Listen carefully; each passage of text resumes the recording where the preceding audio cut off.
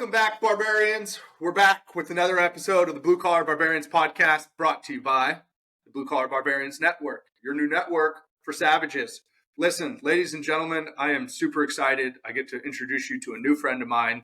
His name is Spencer Lewis. This guy's a former Green Beret. He's an ODA guy kind of thing. He's owner of a sports and nutrition company, makes some of the sickest apparel, makes an incredible product. Spencer Lewis, thank you so much for your time today, brother. I've been looking forward to this since we nailed it down the other day. Yeah, me too, man. I'm super stoked. Thanks for having me on here, brother. Of course, man. I want to clarify for our audience something really quick, because this show, I feel like people get away with, they forget sometimes maybe why we started this show. And I really want to hammer down that I'm bringing guests to the table from all walks of life, right? From all communities, from the guy that worked at a grocery store, which is today's, like, ironically just released today, for 7 years, worked at a grocery store and then decided I want to change, got into Wyotech, started building rock crawlers, and then he started working as a pipe fitter for the Union, to literal James Bond type characters like Luke Kennedy, that's coming down the pipeline, to Silver Star recipients, then to even ODA guys and owners of companies. I want to bring a variety of people that understand grit, that understand tenacity, that understand hard work, that understand discipline. And so when you say, like, you're excited, dude, it's my honor to be able to share your story with these people, because there's not enough mindset being preached. Like, no matter, and we're just going to come right out the gate spitting fire for the audience of this episode. No matter where you are in life, where you are in your career, no matter where you're trying to go, it all starts with getting your mind right and getting your mind in gear to be able to do what you want and to accomplish those big dreams that seem impossible, or make that money that doesn't seem real or whatnot. It all starts with getting your mind right. Would you agree with that, man? Absolutely. Yeah. I mean, I feel like you can't do anything without being fully committed, which takes mental strength. Like you have to be completely dedicated and committed, and to building that mental resiliency for whatever task that is, whether it's going into special forces or Navy SEALs, or I'm going to start my own company. Both of those things are very different, but at the same time, they're very similar, because it takes being mentally tough, because it's going to be hard. It's going to be a long road. It's going to be very, very, very, very, very hard. There's going to be 99 things that come up trying to push you off that path that you're trying to do. And then you have to find that one thing that keeps you going. And usually that one thing is like that pure, it's very simple, just that dream that you want to achieve, and you're not willing to quit. You're almost, I like to say this about myself, man. I'm too ignorant to quit. I haven't quit. I've never quit anything. And this past weekend on Saturday, I did a 50-mile run. It was my very first ultra marathon. I'd never done one before. When I was in the Army, I said that when I get out of the Army, I'm never going to run again. But the way that I've trained my mentality and the amount of work that I've put into my mental game, it doesn't allow for me to get out of the military when I was doing something hard to just sitting on the couch. You know what I mean? That's not my mentality. So that's why I did this 50-mile ultra, and I'm 230 pounds. You look at me and you'd be like, dude, you're not a runner. But if I didn't commit to that 50-mile ultra, and then when I got there, understand that this is not just physical, this is going to be a mental battle, right? I'm pretty sure I've been through a lot of stuff right now, or I've been through a lot of stuff in my past, to where this specific task, me moving my feet one in front of the other for 50 miles, I know that I'm capable of doing that. But I know that my mind is not like going to be okay with that. And by mile 30, 40, 45, all I'm going to want to do is quit. And am I going to let that mental weakness, make me quit? Or am I actually going to like just actually buckle down because I have made all of these inputs to my mental game? That's what's going to come up in my head, dude. That's what did come up in my head. I'm like, I put all this work in. Why am I feeling so sorry for myself right now? We've got 20 more miles to go. Like, there is no quitting. And the only way that I was able to do that is because of all the inputs that I did when I was in the Army, when I was a kid, pushing through those mental barriers that were coming up in my life at that moment to set myself up for that moment right there, that 50 miles. When I'm at mile 35 and I'm like, dude, my body's cramping up. I don't want to keep going. I'm hungry. Nobody's telling me I have to do this. This is me challenging myself. And really, that the reason why I did it was to challenge myself mentally. It wasn't because, I wonder if I can move 50 miles. It was, I want to challenge myself mentally because 50 miles sounds pretty scary in my head. Let's go after it. Let's go do it. Dude, and what you're saying though, incredible, by the way. I followed along on that. Congratulations. Thank you, bro. That's badass. It's inspiring. Ironically, what you don't know is I have been on this weight loss journey for the last 2 years. I lost 110 pounds, specifically since 2022. And that's awesome, bro. Thank so you. Awesome.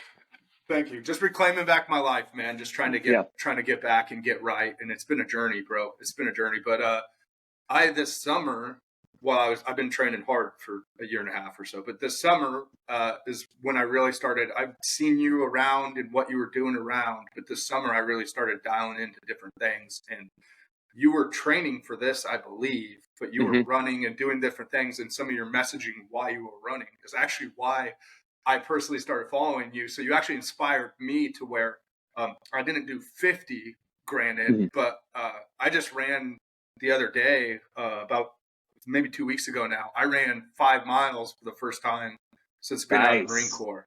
Like, I just set the treadmill at 5.1 and I said, I'm just going to keep going. And it was what you're talking about like just one step. Like, that's all it was. And I just I hurt, my back hurt, my body hurt. I haven't done this, but I just kept going. And I think a lot of what people don't understand when you're saying you're running that 50 miles, this isn't I wonder if I can do 50 miles. This is I'm going to crush every doubt I have in my mind about myself and prove that I still have it. I mean, you come from and this is a perfect segue here, right? You come from a community where it's do it or don't. Like, you either got it or you don't, period, the end. There's no in between. And there's times in life, which I know culture, shocking, is so soft right now. And it's disgusting. It's disgusting. But there's times in life to stretch your mind. You actually need to do something to suffer. You need to intentionally put yourself through adversity and through a place where your mind wants to quit, and then get to a spot where you run your mind, where even though your mind's arguing with you saying, don't do this, or this hurts, or that hurts, or what have you, you still quit, you still push, you still whatever, right? So that being said, let's dive into your background, because this is just a perfect kind of parlay here. Can you give us a little rundown of? Yeah. So I grew up in Omaha, Nebraska. I grew up an athlete, man. I was playing basketball, football, baseball by the time I was probably 6 years old. A couple of years later, they start developing these summer basketball teams where you get to travel around and you get to go to all these places. I mean, AAU basketball was like kind of being built as I was coming up as a kid. And so I spent my summers playing basketball, and then transitioning right into football season, and then right into basketball season, baseball season. I did that up until I graduated. But I had a life-changing thing when I was in high school. We lost everything. We had our apartment burnt down, and so that was kind of a big part in my life where I had to grow up. Just having to start over from scratch with everything. Um, it was rough, and that kind of took me down a road that was really hard to get out of, and that was drugs. This is when, I got introduced to marijuana. This is when I got introduced to drinking, all sorts of other stuff, and I started hanging out with the wrong crowd. But I kept up because I was a natural born athlete. I kept up with my athletics and I kept playing sports. But when I wasn't playing sports, I was doing the wrong thing. Luckily, I managed to not have anything on my record, no run-ins with the police or anything like that. So I graduated high school with I signed a walk-on letter to Nebraska to play football. That's Um, incredible. I was Class A All-State wide receiver my senior year, and I had an awesome year.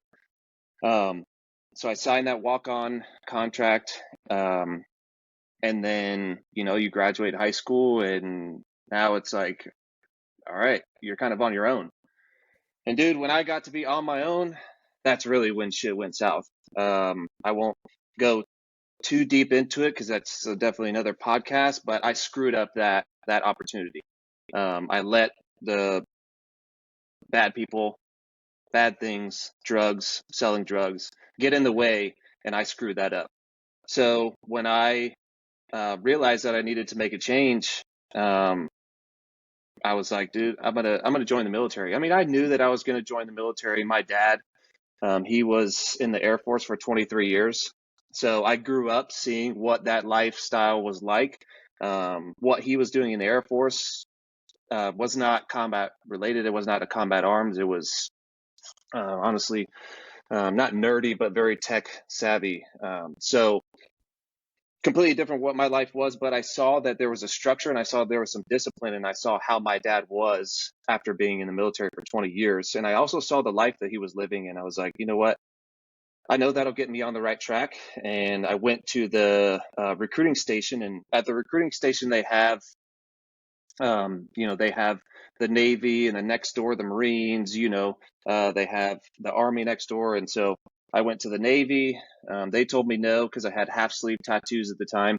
The Marines told me no because I had half sleeve tattoos. And so I walked over to the next door to the Army, and obviously they didn't care that I had tattoos. And so I started the process with that.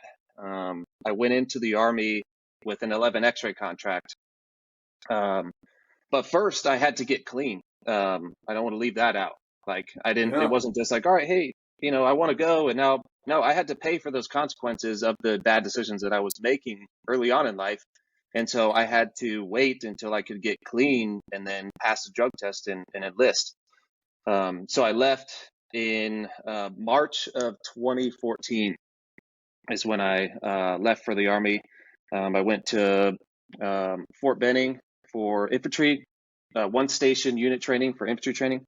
Did that. I went into the Army with an 11 X-ray contract, meaning you're going into a combat arms, but you could be given either infantry or a mortarman. So you could be an 11 Bravo or you could be an 11 Charlie. At the end of basic, I got assigned an 11 Bravo, so infantryman. I was going to go to Schofield Barracks, which is in Hawaii. But a week before we graduated, the drill sergeants came to our platoon and they asked, hey, does anybody want to go to airborne school? And I didn't have an airborne contract. Obviously, that's what I wanted to do. I wanted to be a Ranger. I wanted to be a Green Beret. I wanted to go Delta Force. That was my road where I wanted to go. So I raised my hand. I was like, hell yeah, dude, I want an airborne contract. And I know that'll take me away from going to Hawaii, but at least I will be in an elite level unit to what my knowledge was. And that would be something like the 82nd Airborne or something like that. So I raised my hand. He's like, all right, all you guys, that won airborne contracts, tomorrow you guys are going to compete. You're doing a PT test, and whoever scores the highest, I only have 2 slots, so the top 2 people are going to get slots to airborne school. And so the next morning, I put everything into that PT test, and I got that airborne contract. So That's incredible, dude. dude, everything is a competition. I don't know Everything. what makes people think that you're not competing. You know, we see it all the time, bro, on social media. Like, yes, I 100% agree. You're competing against yourself. I have that locked in. I'm always going to be competing myself, but I'm also competing with other people that I think are like on my similar level. You know what I mean? And I see them do something, and I'm like, damn, I wonder if I could do that. You know what I mean? So I did very well in that PT test. I went to airborne school a couple weeks later, graduated that, and then I shipped off to the 82nd. And I got there. I was 19 years old, and there was a bunch of dudes that had been fighting for 14 years. I had no idea what their life actually really was like until I got there, and I started to see and hear the stories and talk to them. And that made me feel very left out, because this was 2015 by the time I got there, early 2015, and there was no deployment on the docket. There was no trips coming up. There was nothing. And so it was, this whole scenario was just a bunch of dudes that were talking about what they did, and how they were all so much more badass. And, oh, can I cuss on here? Yeah, absolutely. Fuck yeah. You're a pussy because you haven't gone to war, you know? You haven't done shit yet. That's all I was surrounded with. And I was like, okay, well, what could I do right now that would set me apart, get me one level above these guys, without being able to go to war? Because for those of you that are listening, you don't get to choose when you go to war.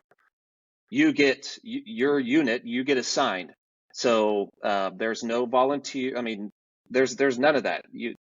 You get told when you're going to go. All right. So if my unit does not have a deployment coming up, then that means that I can't deploy. I can't go shoot bad dudes. Right. So what can I do now? I can go to Ranger School. I know I could do something like that, because all these dudes around here right now, they don't have the Ranger tabs. They're all getting on me because they've been to combat, but none of them are volunteering to go to Ranger School, which is really hard. So I'm gonna do that. And so volunteered for Ranger School, came back at 19 years old as a private. I was a private first class with a Ranger tab. Dude, No kidding. you cannot mess with that in that unit. If you are willing to be an 18, 19, 20-year-old kid, and you volunteer to go do one of the hardest schools that the Army, has to offer, which is Ranger School, dude, you're gonna go far.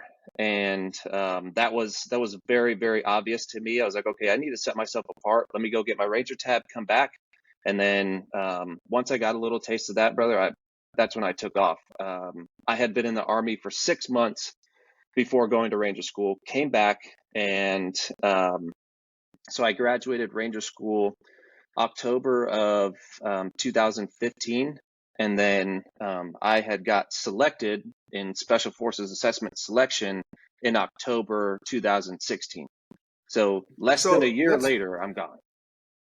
let's talk about that for a second. So you, a year into your career, got a Ranger tab, which is like one in a million. Mm-hmm. I mean, that's just not something people do. And you were talking about. I think our audience needs to understand as well. Maybe to me this makes sense, and maybe people don't know. But you're talking about in 2014 when things have essentially winded down. It's kind of not that they're down, but deployment tempo is certainly not what it was like when I was in 08 and 09 and 10, where like every 6 months, you're gone. Mm-hmm. Like when I joined, for example, like I knew I was going to war. It's just like when, right? Yeah. Whereas when you joined, it's like certain people are still going to war, but and so when you're seniors, I guess, and this is for our audience, the people that he's talking about, his leadership, if you will, leadership. They are a bunch of crusty old dudes that have been to combat or pretend to, depending on who we're talking about, pretend to have been in combat and they got a chip on their shoulder. So any of these new guys that are coming in post Operation Tempo being aggressive and every other year being deployed, they treat like shit. And Mm-hmm. so what you did is incredible because you just refused to not be dynamic. You're like, okay, well, if I can't control like the fact that I haven't deployed and earn your respect, then I'm going to go this way to earn your respect. And I'm going to set myself up to be undeniable. I mean, that's what Mm-hmm. you did. Mm-hmm. Yeah, I mean, demanded, I found out what I needed to do in order to get that respect. And dude, you said it, you explained my mentality perfectly. You said, well, we're not going to combat, but these guys are.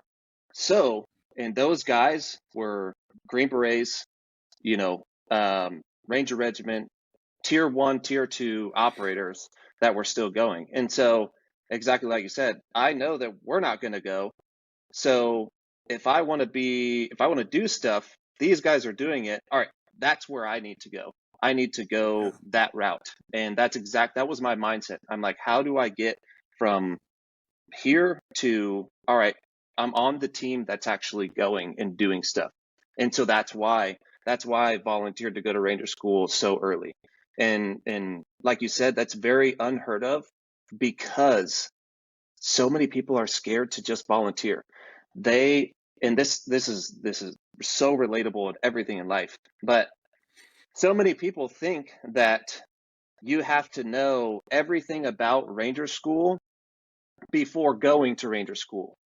I didn't know anything about Ranger School, but I volunteered and I went to Ranger School and I passed because you just need to go and you will figure it out when you get there. Just like with starting a business, just like with starting your fitness journey, you don't know anything, but you're going to figure it out and you're just going to take it one day at a time. And that was it, dude. That was my mindset. Just one day at a time, one task at a time until I get to war. And that's exactly that is, yeah, I got there finally at the end of 2019, 2020, but it was just when I got there, dude, I sat here and I thought about how the past 5 or 6 years of me doing all this training to get here, I didn't think I was actually going to be able to do it, but that vision that I had when I was a private, just getting in the Army at 2014, it took me 5 or 6 years to make that thought, that vision, and that I want to do this. It took me that long to actually make it a reality. Yeah.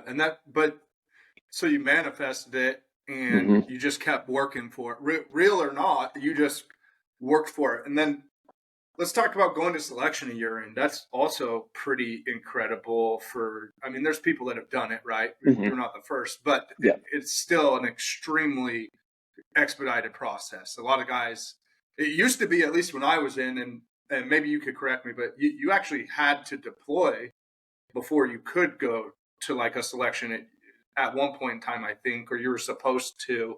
There's kind of like you have to spend some time. You've had to have been in combat or been on a combat deployment or something as an infantryman or something like that before you could go. Now, the Marine Corps is granted different than the Army. And when our selection was kind of different. There's force guys, what MARSOC guys now, but Mm-hmm.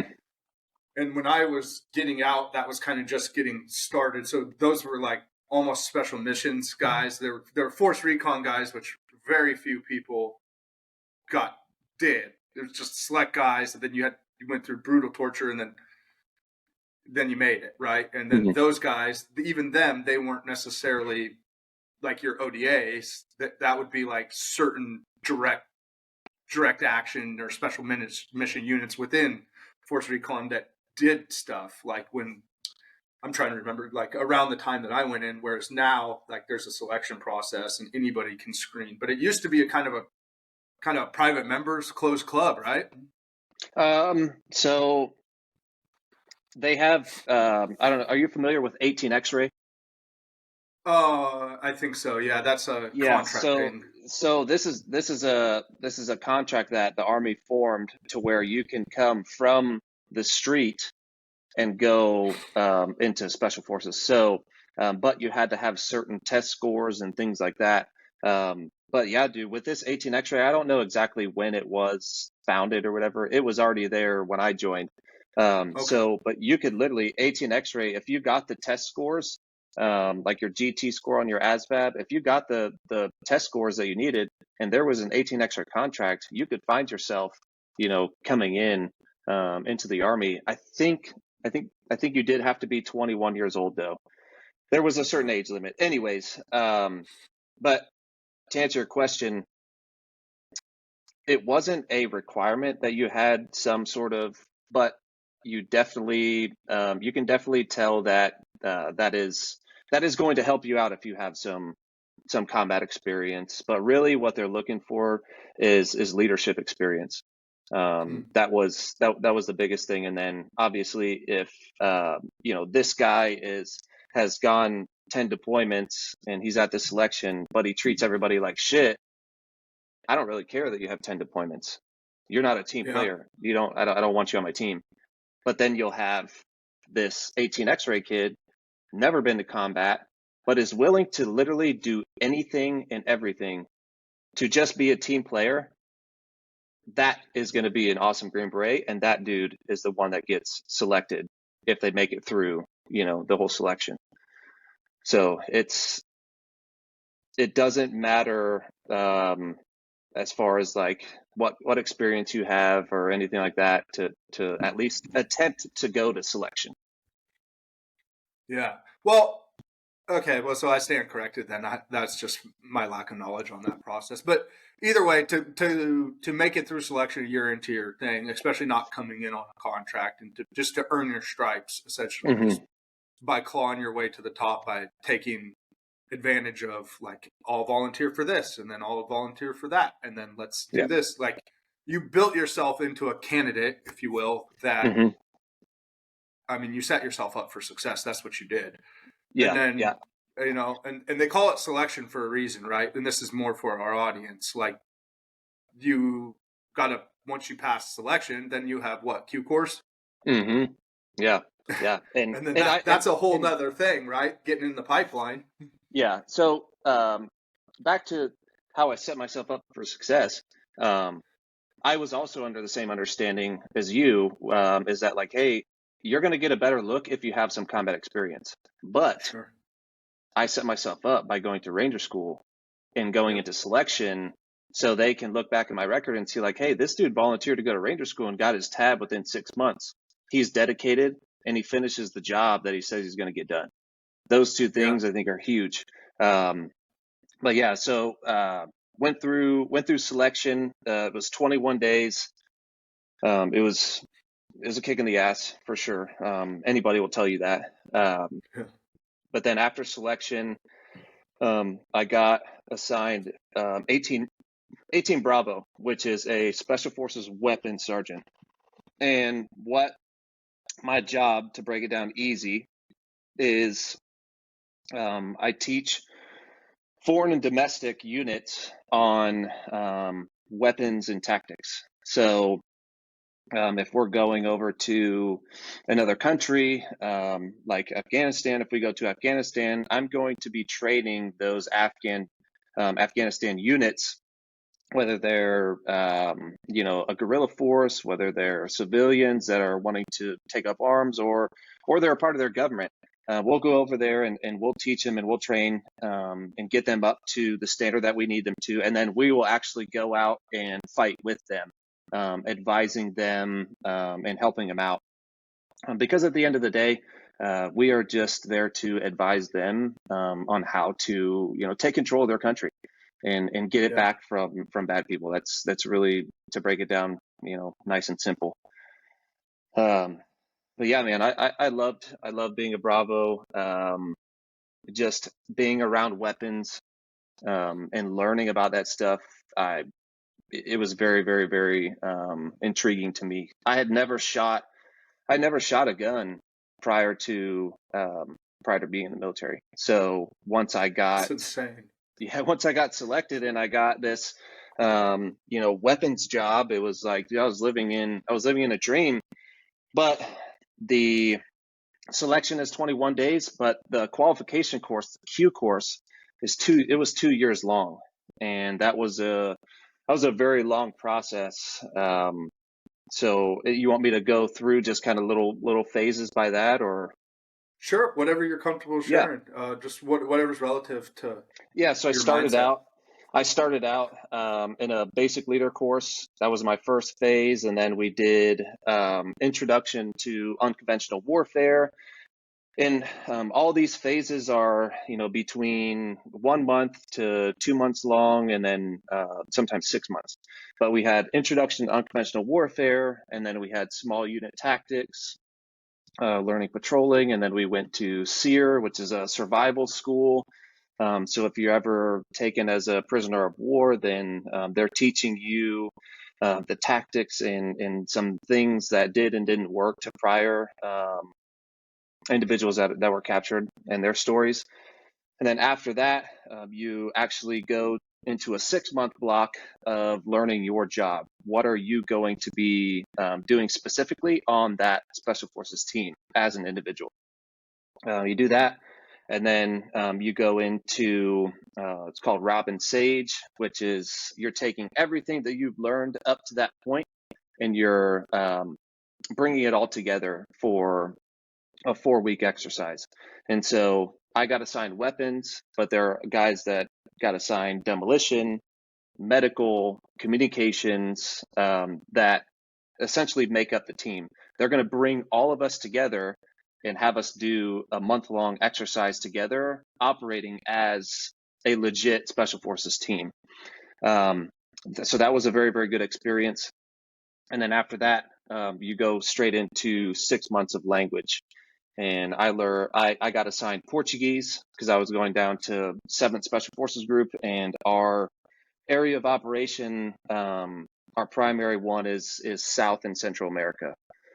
So I finished that. I graduated in 2017 or 18, and then I went to 7th Group, and that's when the work really started. The selection part, the qualification part, that's like, now that you can kind of take a look back at it, that was not necessarily the easy part, but it was the easier part.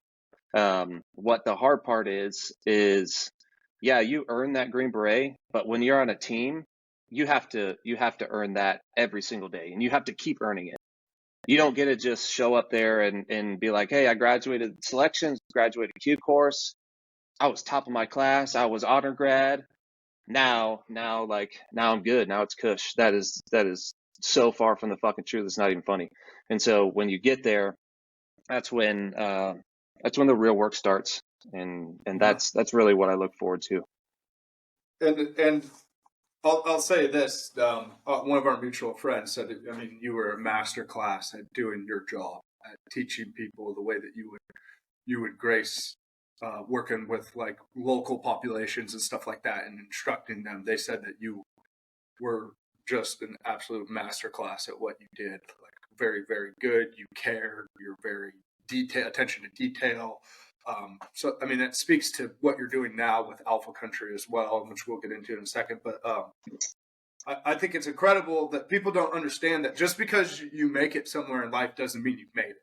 Like, when you start winning and winning at scale, it requires a different level of operation daily. I think some people think that you like can win or achieve something and then, okay, cool, now I can come up for air and let off the gas. And I think that's where a lot of us, I mean, I'm guilty of this in certain aspects of life, but like that's where a lot of us fuck it up, because you let off the gas pedal because like, oh, I achieved this and now I can become complacent. But I mean, when you're talking about running with seventh group, like these guys expect you to be that same level of competitor every day when you show up to work, every single fucking day. And then they're also gonna, I mean, you got, I believe Kyle Morgan, one of the legends, he's started at seventh group, didn't he? Yeah. So I mean, you got warriors. He started in the 82nd. He started in the 82nd just like me. Went to seventh group. Well, I started in the 82nd just like him. I went to seventh group just like him, and then obviously he progressed on forward after that. Yeah, which is like, so I mean, you got these guys know that, and that's their lineage, and if you're going to be a part of that, there's a operational tempo and capability and professionalism. Like, I know that in the military we do a lot of drinking and partying, and we kind of have our clique, and once you make it, I mean, sure, you've made it to a certain point, but you still have to be at the tip of the spear. You're still not just a regular infantryman anymore. You have to have a standard that you operate at that's above everybody else. You can't just claim the title because you got a different color beret now. It's like, I got to live that. And somebody like you, where your entire story before that is earn it, earn it, earn it. I don't think you would respect yourself if you did let off the gas, because you wouldn't feel like I mean, everything about your story is progression, aggressive action, taking risks, not being afraid to try, not being afraid to fail. Not that you did, but that you weren't afraid to, if that's what it came down to. And I don't think that people, like, this is the mindset thing, people realize that that type of thing is built. Like, once I build this, it doesn't mean that I've established where I can be comfortable and just, I've made it, this is how I'll always be. No, this is now my baseline. Like, I'm going to operate at this level in everything I do, period, the end. Yeah. So, yeah. And if you would see, because, from time to time, you would have a guy either show up or he's already there that has that exact mindset, that he's better than everybody else. But when you really break it down, we all have our green beret. We're all at the same level field. But this guy that thinks like that, dude, he gets passed around from team to team to team to team to team because he's just this booger on the wall that we're just going to keep passing around. And one of the biggest things that you had hit on earlier that I wanted to retouch on was the expectation when you are on a special forces team. It's so high, man. Like, there is no option to quit. So, for an example, my first couple months there, we sent a guy to a school. He quit that school. He never showed back up to our team. He was kicked off. So this mentality that quitting is even an option, I can't relate to that, because where I come from, if you quit, you are going to be known as a quitter. And where I come from, reputation is everything. And so you quit, dude, you're at the bottom, and good luck trying to get away from that. Now there are people that have quit and changed themselves and did that, but let's be honest here, majority of the time, those people that quit, they end up never recovering from that. And they live in this regret. Yeah, they live in this regret, man, of quitting. And every time they talk about that thing that they quit, they're constantly having to make up excuses in order to just tell themselves that it's okay that they quit. But that person that's listening to you explain your stories and give the excuses that you have, dude, in the back of their mind, they're thinking that you're a bitch. They're thinking that you're a pussy. Yeah. They just don't want to say it. But when you walk away, don't expect them not to be talking shit about you. And by the way, and you did it to yourself. Like, stop being a victim. Like, you gave up. Like, now, if you failed, it's feedback, right? Get better, exactly. Adapt, improvise, adapt, come back and make adjustment and correct course. Like, listen, I want to be clear that failing is part of the process. Like, people, you got where you were just talking about the 50-mile thing at the beginning of the show, like there's a level there where you run yourself to failure so that you know you can keep going. Like that is part of it. But quitting, however, I'm at the point where maybe I don't care about what other people think, but I couldn't respect myself. Dude, like on this exactly. weight loss journey, like, I told you 110 pounds down or whatnot and this or that, but like if I was to get 3 weeks into this and only lose 5 pounds and then be like, unfortunately, I don't got the intestinal fortitude to stick with this plan and to get my life back, and I'm just going to accept that I'm going to be 375 fucking pounds. I don't know that I would ever be able to look in the mirror again. Just full transparency. I don't think that because I'm always going to know looking in the mirror that I'm a soft and weak motherfucker.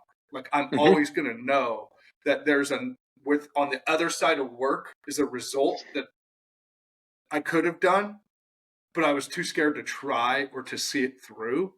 Like I was too fucking weak. I couldn't live with it. And the problem is that is being told to people like, it's okay. Like, it's okay to be weak. It's okay.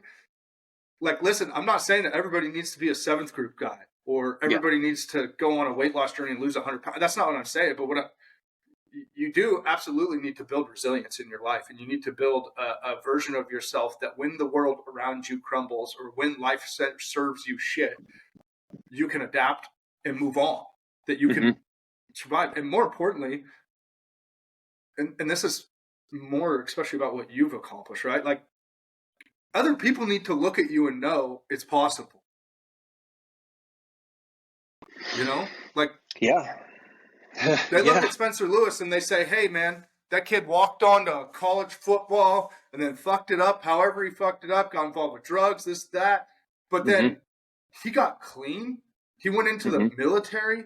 No, there's no way he's going to ever be anything in the military. Like, yeah, the Army's going to chew him up and spit him out. And then, holy shit, he went to airborne school. He went to get his jump wings right out of school or right out of boot camp. And then, wait, what? Now he's a ranger? He's got a ranger. What?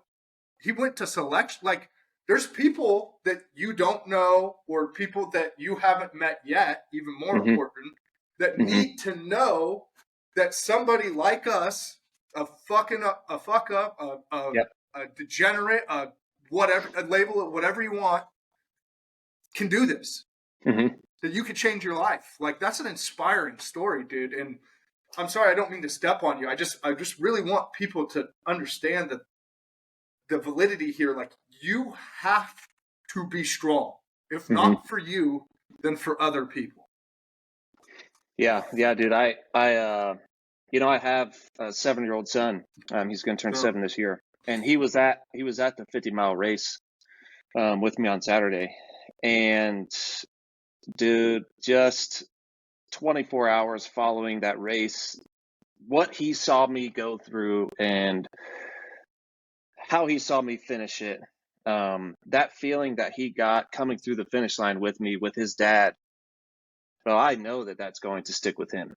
And I know he may not understand it right now, but I know that a 7-year-old boy that gets to see his dad do something like that, I'm going to see those effects. I may not be seeing them right now, but I am going to see those effects with what is most important to me in life, and that's my kids. What I'm doing right now, it does matter. Same with everybody on here that's listening. You don't have to have kids, but there's somebody that may look up to you or that is around you that look up to you and see you as a leader, like my son does when he looks at me. And it's very, very, very important for all of us out here to be setting a good example and to be challenging ourselves to go and chase something and do something that 90% of people make up excuses and shit like that because they're scared to go do. You go do that because that is going to leave a long lifetime effect on whoever saw that. Whoever saw you, whether it's your kids, your friends, your family members, anything, saw you do that thing that you and everybody else thought you couldn't do, when they see you accomplish that, dude, that is the most powerful thing, in my opinion, that you could, spend your time doing. And that's doing something to affect those around you in a positive way. It's the hardest thing to do because it's very, it's not typical. But if you're truly trying to have an effect and a very big, powerful message, and you're trying to be that positive influence, there's no way for you to accomplish that without doing some hard shit. Or else everybody would be able to do this. You know what I mean? Everybody would be able to, motivate and inspire and get all this success if it was just as easy as talking about it. But doing it, losing 110 pounds, that's the type of shit that you do, and you actually live out you saying, I want to do something with my life. I want to do something that's hard. I want to do something that's meaningful. I want to be somebody. All right, well, you got to start taking some action, homie, or else you're just somebody that talks. Just likes to talk. And there's a lot of talkers. Mm-hmm. A Yes. lot of talkers. Yeah, my whole career, man, I saw nothing but talking. Everybody was talking all the time. Nobody was doing anything. And so all those people that were talking all the time, I just left them in the dust. And I know this may sound like, I don't know, arrogant or cocky or whatever, dude, but you have to have this chip on your shoulder in order to get anywhere. You have to, because I've met some absolute legends. I've met some absolute heroes, and they may be the nicest people in front of you. They may not even cuss. They may not do anything that you think is bad. But when you see them in their element, chasing after what they're, dude, you would think that dude is insane, because he's on it and he's going to accomplish it. So those are the type of people that I was around, bro. And nothing can stand in your way. You were surrounded by people that expected that of you and the people that lived that. What was that? What did that do for you? Because that sets you up, and this is kind of transitioning into surviving in a soft world, and and a little bit of building discipline and stuff like that. So what does that do for a guy?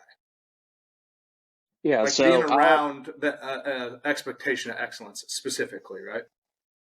Yeah. First off, right now, like, the standard is soft, and not to get too political or anything, but I think you and I both agree on this. With the last 20 years of being at war, our strongest men specifically had been at war, and a lot of weakness that was like hanging around while that was going on has now taken over, in my opinion. That's that. I truly do believe that. But when I was around those people, man, there was no, like, you're always asking yourself, like, what should I do next? What can I do next? What can I do that's going to challenge me, but also bring like an asset to my team? And being around that mentality, watching guys go to these schools and watching guys go do these things that are really hard, accomplishing them, even though they've already got their Green Beret, they're still pushing themselves to go do this next thing, or they go to the next level and they're at a tier 1 unit. Being around that, dude, it leaves you with no option but to either get out of there, and because this is not my type of shit, or to join the team and start doing it yourself. You have two options, because nobody's going to let you just be that gray man and just hang around and not choose whether I'm going to do hard shit or not do anything. Like, you have to make a decision. And that goes for anything in life. I feel like any team that has a standard that is higher than the normal one is going to wipe out any other team that even if they have 10 individuals on that team that have that high standard, that have that I can't accept just normal, just accept this. All right, I wake up 9 to 5, the normal average life. They can't accept that. Those 10 people that are exceeding the standard will beat a team of 100 average people any day, anytime, anywhere, in my opinion. Those 10 Yeah. savages versus these 100 average people, dude, I'll take those 10 savages all day long, because I know that they're not going to quit, and they're not, like, if there was a battle, if there was a fight of these 10 operators versus 100, infantrymen, those 10 operators know how to work together, and they will find a way to beat the 100, average people right here. And so that's what I chose to do. I chose to surround myself with those 10 people out of 100 that wanted to do something with themselves. And I attached myself to them, and I started seeing my life completely change, because now you're not alone. Now you have these other people that have gone and accomplished bigger things than you have, bigger things that you thought you have, and now they can guide you into that. There's this misconception with people that have done a lot of stuff, especially in the military space, and that's really all that I know, because that's what I, obviously was doing with my life. There's a misconception that these people that are very, very, very highly experienced and skilled don't want to teach you what they know. And a perfect example is Kyle Morgan, who spent 20 plus years in the Army, getting to the absolute top of the food chain. Guess what he's doing now?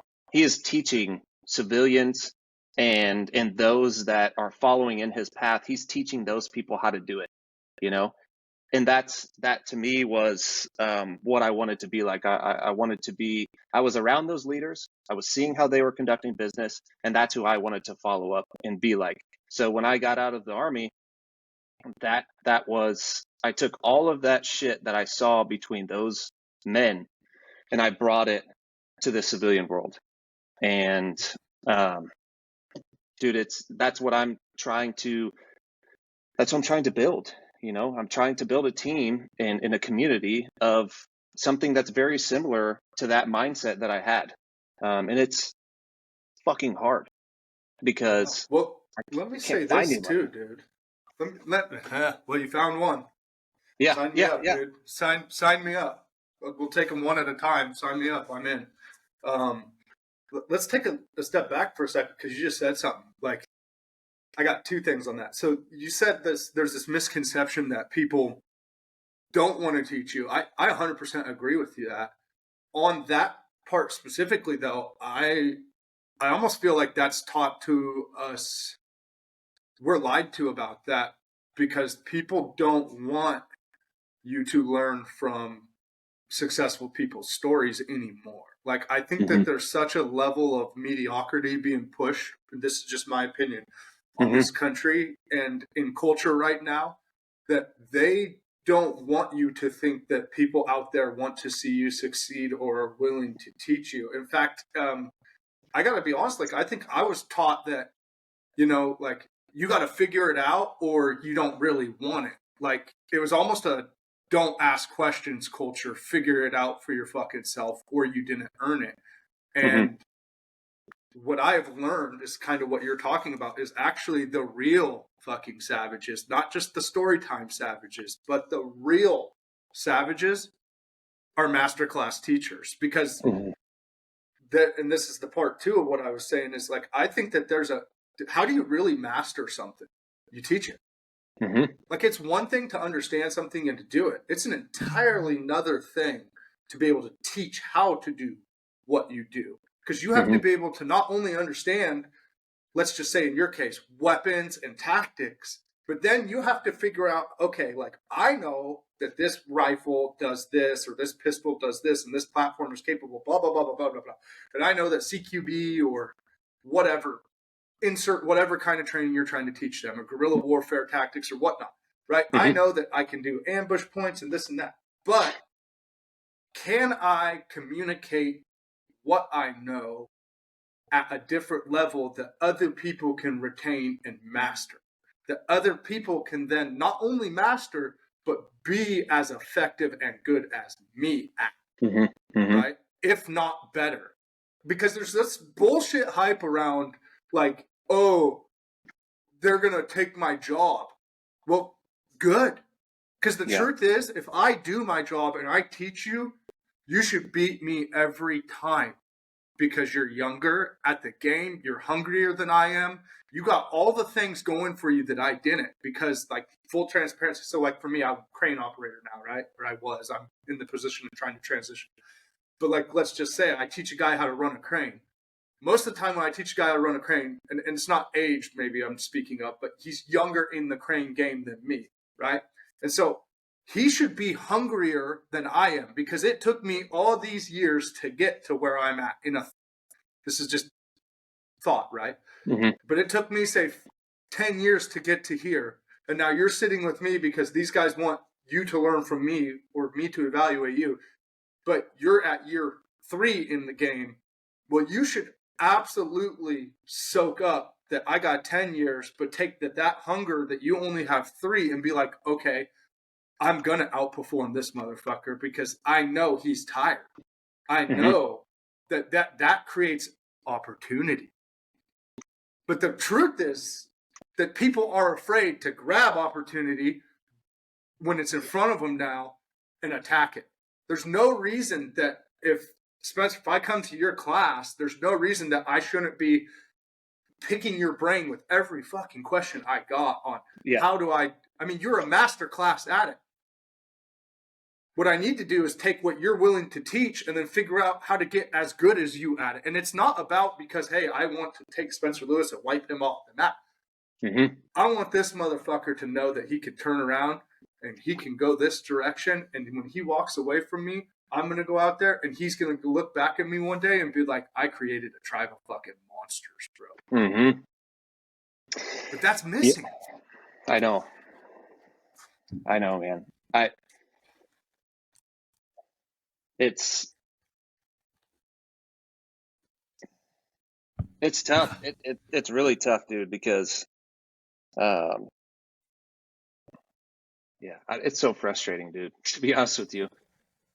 Like it's because that's like, there are obviously things that you do have to figure out on your own, and I think that like I wouldn't say a lot of people, but I think just some people just, I don't know, like kind of how what you were talking about earlier, where I was saying that nobody really asked me to do like podcasts or anything like that. And it's,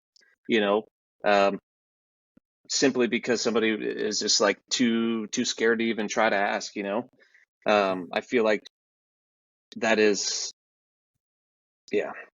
I don't know, bro. I get super pissed off when I start thinking about how like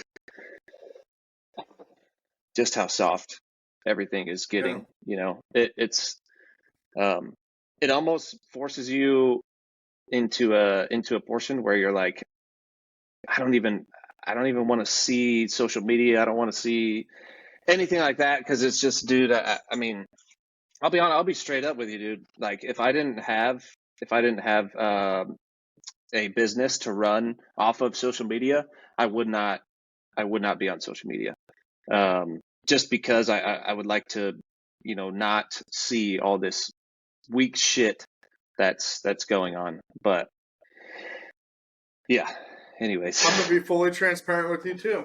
I think about that probably once a week, that I would probably get rid of it all if it wasn't for like what I'm trying to do. It's weird because like at one point in time I would say that, but it's not that I wouldn't. I like looking at Instagram pictures and doing shit like that. But the more dialed I'm getting, and I think maybe you can respect this just because you've ran at this level for so long. That's probably why it's even more of a drag for you. Like I'm just getting to this different kind of operational level for myself, if you will, just the way I operate. And it's hard because like at one point in time I would have said that, but then I would have sat and scrolled and like, but now I'm like, no, for real, like I would be gone just crushing in the shadows where I'm doing my thing if it wasn't for like, I know I need this to do what I think I need to do to help. And like, exactly.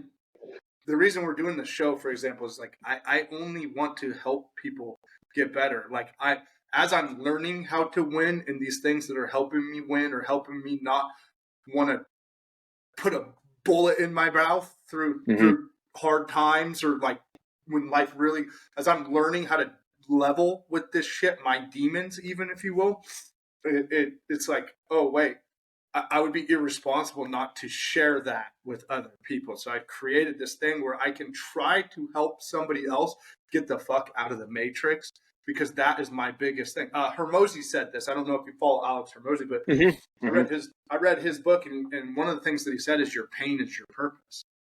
And that really stuck with me when I started this podcast, because I was like, man, what's my biggest pain? Financial stress, this, that. Like, I'm not making money doing this podcast, but if I can help somebody not feel kind of like what you were talking about, not feel the way that I feel about things, then that's the win. So I understand where it pisses you off, and it's kind of crazy because this is a perfect place to transition into alpha country, which we're there. But I gotta say, man, like I want to tell you thank you, like, because I appreciate that you're building something that guys like, I'll just use me, that like as I'm trying to figure out where I fit in life, how I make sense in this weird world.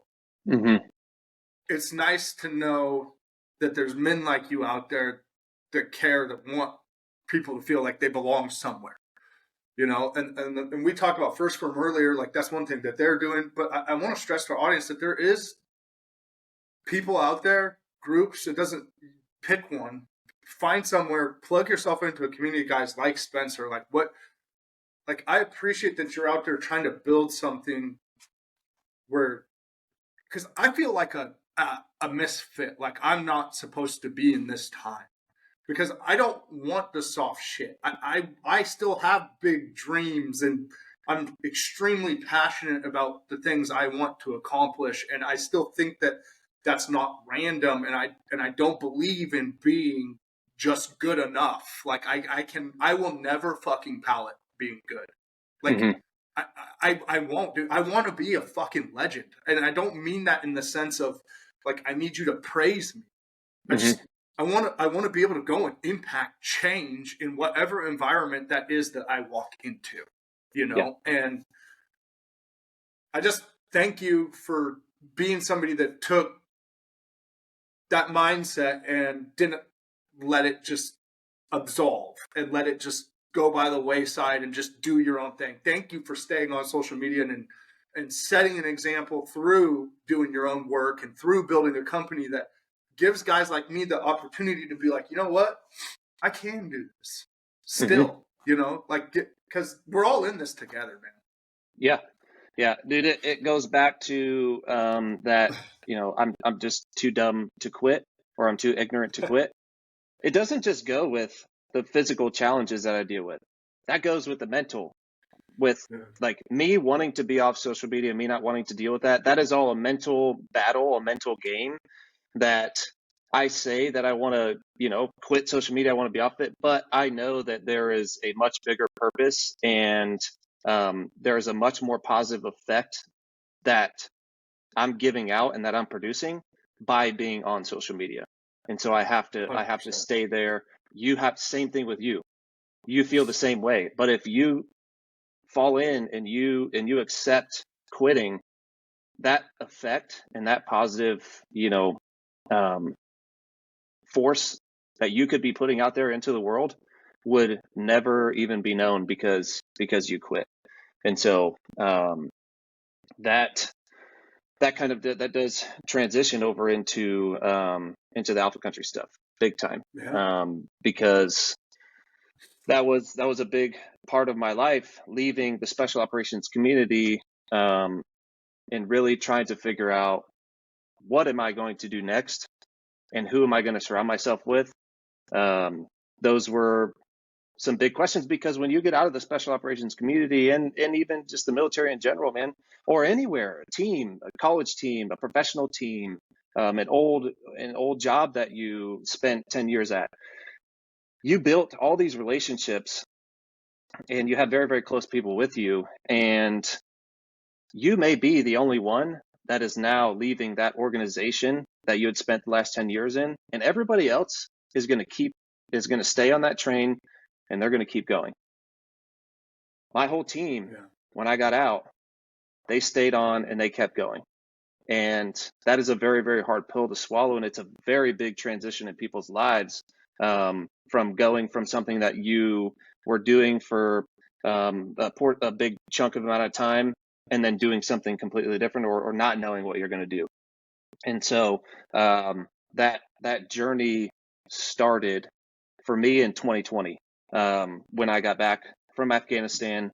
I knew that I was going to need some surgeries. I didn't know how bad it was at first, but I started out with ankle surgery in August of 2020. So I do that, and then I start getting everything else checked out.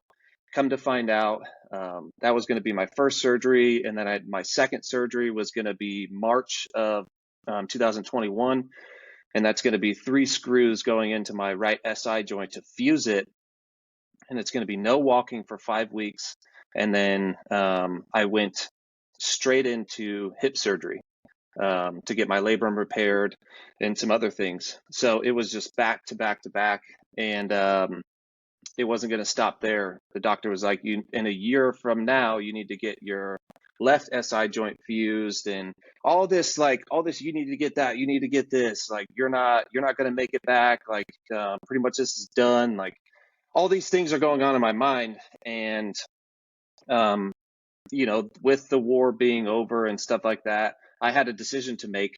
Do I want to stay in and take the time to get fixed and do all this stuff and stay in the fight, or do I want to go another route? And that's a very, very hard decision, because I had just spent, a majority of my whole adult life, working to get to this thing, to get to this community, or to get to these people. And I finally have got there. I'm not done, but I finally got there. And now I have to choose to leave it or to stay. And I chose to get out. I was like, pretty much my decision was, if there's not going to be a war, man, I was just going to be 100% honest. If there's no war, I'm not staying here and doing this. And I was there when we signed that peace treaty. I was in Afghanistan, and I watched everything that all of my brothers and sisters had worked for, including yourself. Doesn't matter if it was in Afghanistan or if it was a part of the global war on terrorism, then it had, like, we all had an effect. And fuck, I can't remember what I was saying. You were just talking about the peace treaty being signed. Yeah, then so we watched it all go away. Yeah, we were over there, and I had been, me and my team had been running missions for 3 months already. We had been running mission, rest, plan. So day of mission, next day rest, third day plan, mission, and it just a cycle like that for 3 months. And then all of a sudden, we're not going to do that anymore. What our mission here is no longer. But yet nobody wanted to say that. So I'm sitting there, man, and I'm sitting there in my fucking room all day long and all night long, learning and watching my partner force fucking die. I'm sitting here watching on the fucking TV screen all these guys that I built a relationship with and fought with. I'm watching them get blown up to fucking pieces. And they're just coming back, and they're just begging for us to fucking help them. And as you're being told no. And as a Green Beret, and as a special operator, that I spent so much time, and you, government, spent so much money on me, you're not going to let me do my job. And dude, I would have people come there, like these high VIP guys, 2-star, 3-star generals, and I would ask them, they'd give their brief, why they came to visit, same bullshit that they say all the time. And every time, does anybody have any questions?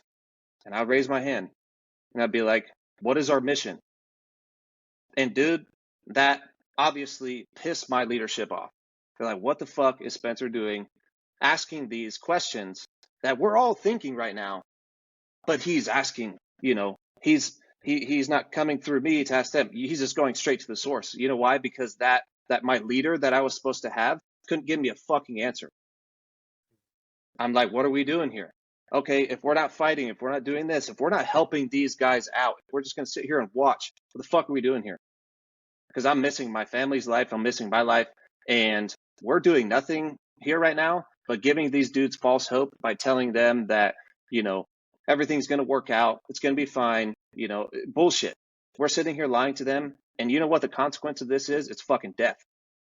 And I was saying all this stuff while I was there in 2020, while all this is going on, and to be sitting here being told by my leadership that what we're doing is fine and there's nothing wrong with this, and like it didn't sit well with me. Well, yeah, because it's war games. It's just fucking playing chess with somebody else's livelihood in their life. And dude, not to mention, like, let's be real, you're an empathetic person. There's a lot of pride that comes with the lineage and the heritage and the class of warrior that comes from the group that you're associated with. And like you said, even affecting me personally, right? Like, what about all the bloodshed for the last 20 fucking years that was spilled on this battlefield? And now you're telling me to stand down and watch? Advise and assist, advise and assist, advise and assist. That my MARSOC buddies tell me that. Like, hey, you guys doing God's work or what? Advise and assist. Like, ooh, just oh, dude, it was very, very, very, very, very frustrating. And so that's why I decided to go. I did not want to be a part of that anymore. And the next thing that I didn't want to be a part of is sitting there waiting, hoping that another 9/11 happened. Yeah. Bro, I can't tell you how many dudes are in right now hoping that some shit pops off. The majority of those people never went to war, did not experience those 20 years. And so you got a bunch of people in there right now that got in too late, and they're doing their nothing. The whole environment is, hey, something's going to pop off. Something's going to pop off. Well, if something does pop off, that means that a lot of Americans died. Yeah, and I didn't want to be exactly, bro. But you have this mentality of like, no, what we're doing, means something, and what in the task that we're, going over to Afghanistan, like it means something. Even though we just watched those 20 years not be wasted, but a decision at the very end have a huge effect on it.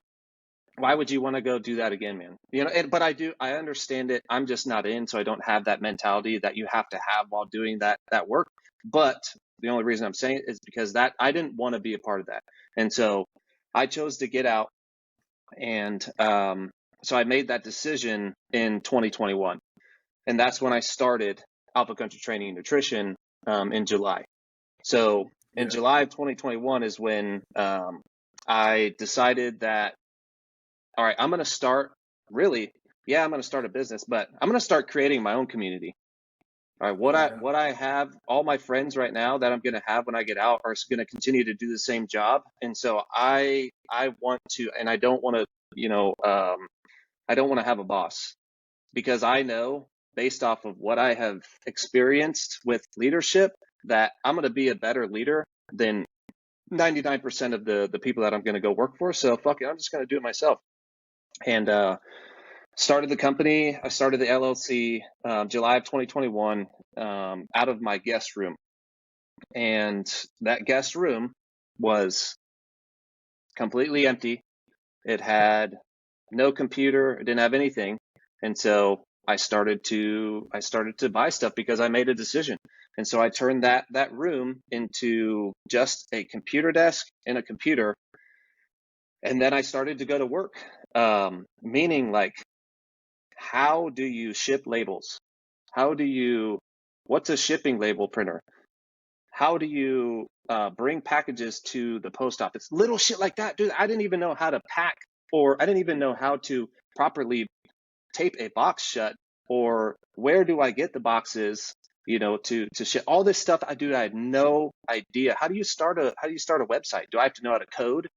All these things, bro, that I'm sure everybody asks themselves, because if you don't know those, that you're going to ask. But so I started to slowly, day by day, figure out how to run or even start a business, and now that, let me go ask you ahead. this. Sorry to interrupt, but let me ask you this, because in what you're talking about, learning these new things and these new skills, everything you've been through, like to become an operator, like let's be real, like that's kind of what your forte was learning skills and figuring it out, and bumping elbows and getting rough with it. But did it give you back your sense of purpose? It did, dude. It did very, very quickly too, because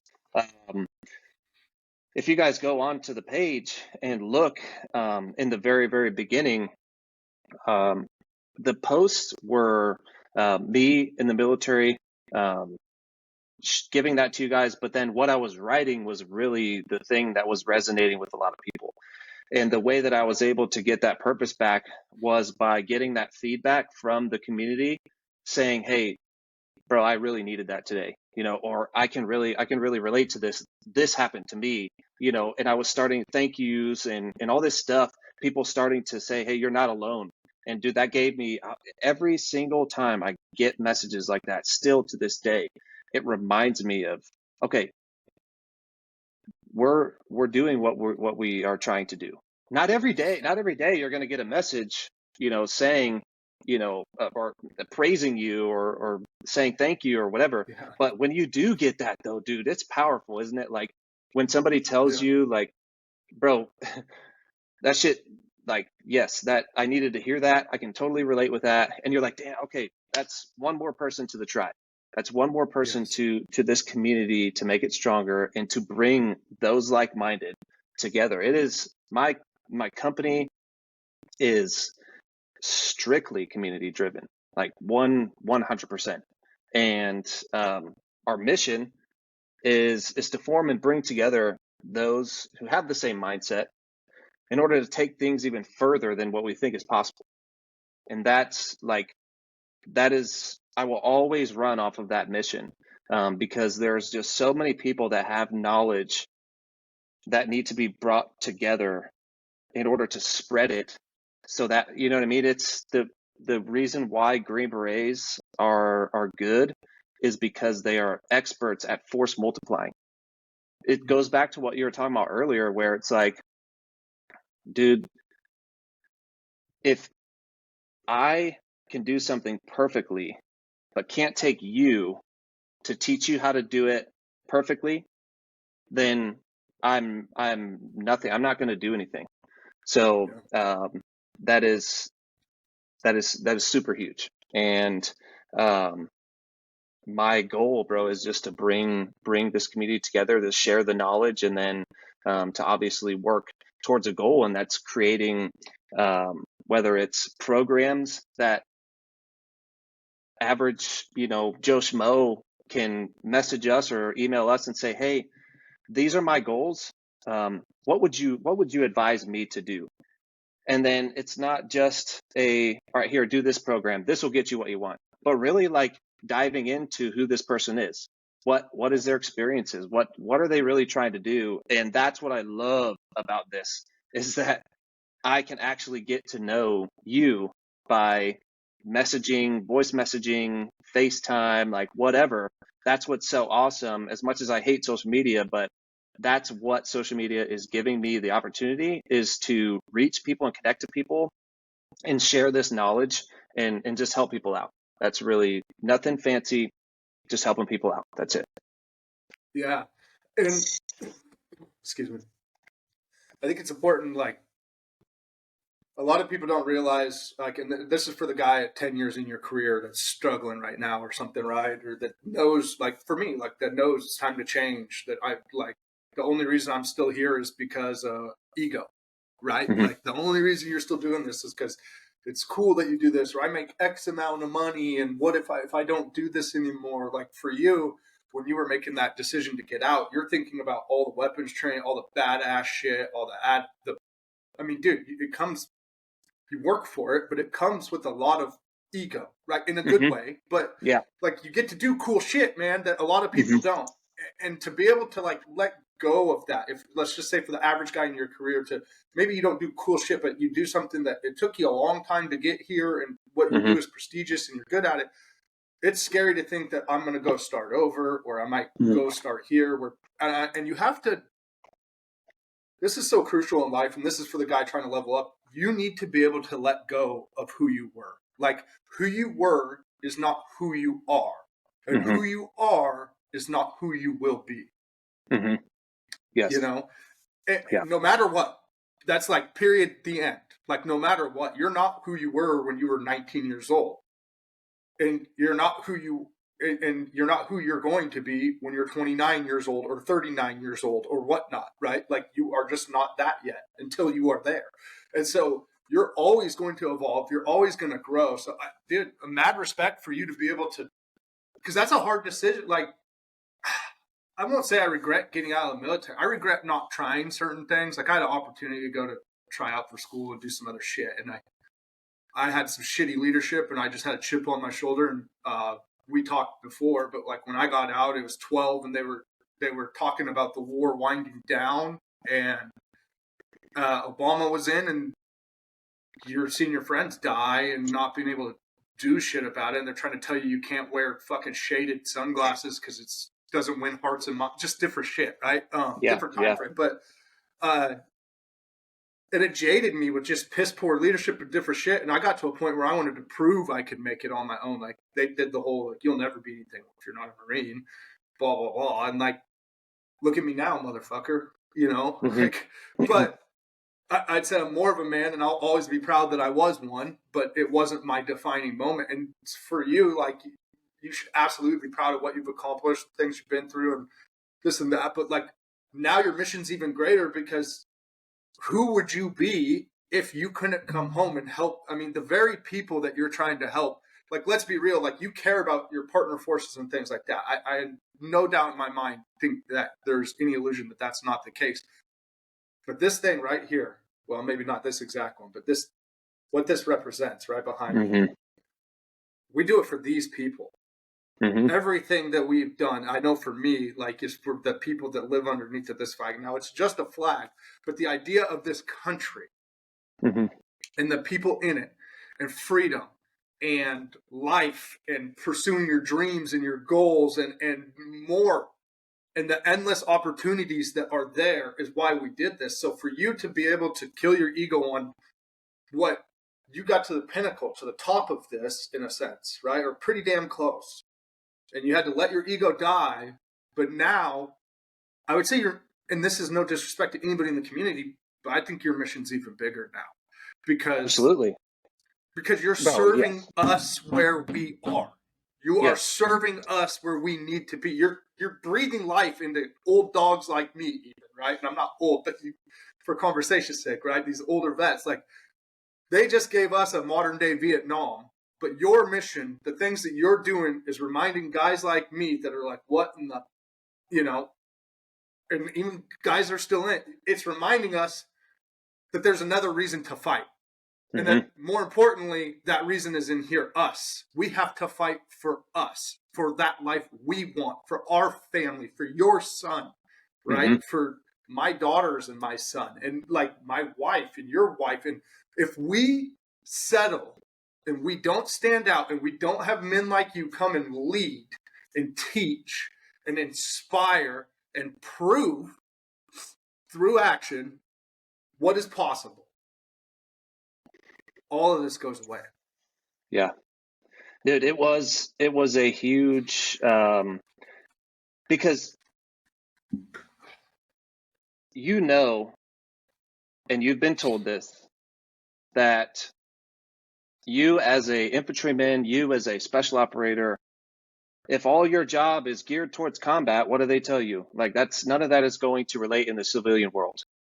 Yeah. And that saying right there, dude, destroys so many veterans that are going out into the civilian world that thought that maybe they were going to do 20 years and then retire at 38 or 40 and just sit on the beach and not do anything. Dude, like, The skills that I learned in the Army, in the military, about discipline, consistency, and what that gets you, being disciplined, being consistent, being a team player, having honor. I have seen like what that can do for an organization. You know what I mean? And then when people transition out, all they're telling themselves is that, well, what I just did isn't relatable and can't be transferred into the civilian world. Every skill set that I have learned in the military, I use in my day-to-day, building rapport, having empathy for people, and understanding what somebody's going through. And if you have an option for them, or you have an opinion to maybe help them out or get them out of that situation, or you have an experience that you've had that you could share with them, dude, that's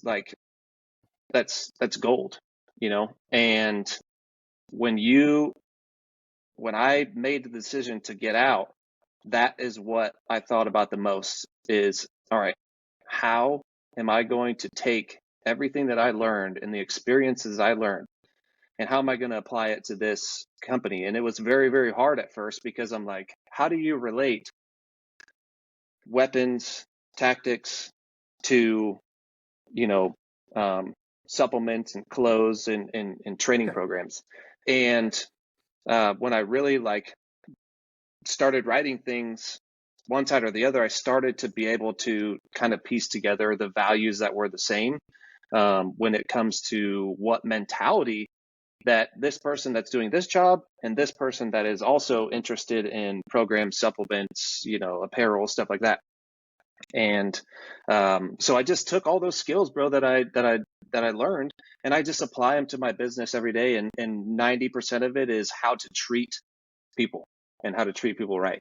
And that is my biggest concern, meaning my top priority when it comes to people that are going to be on this team, because right now it's just me and my girlfriend running this whole thing. Her and I ship everything out. We do all the operations. It's just her and I.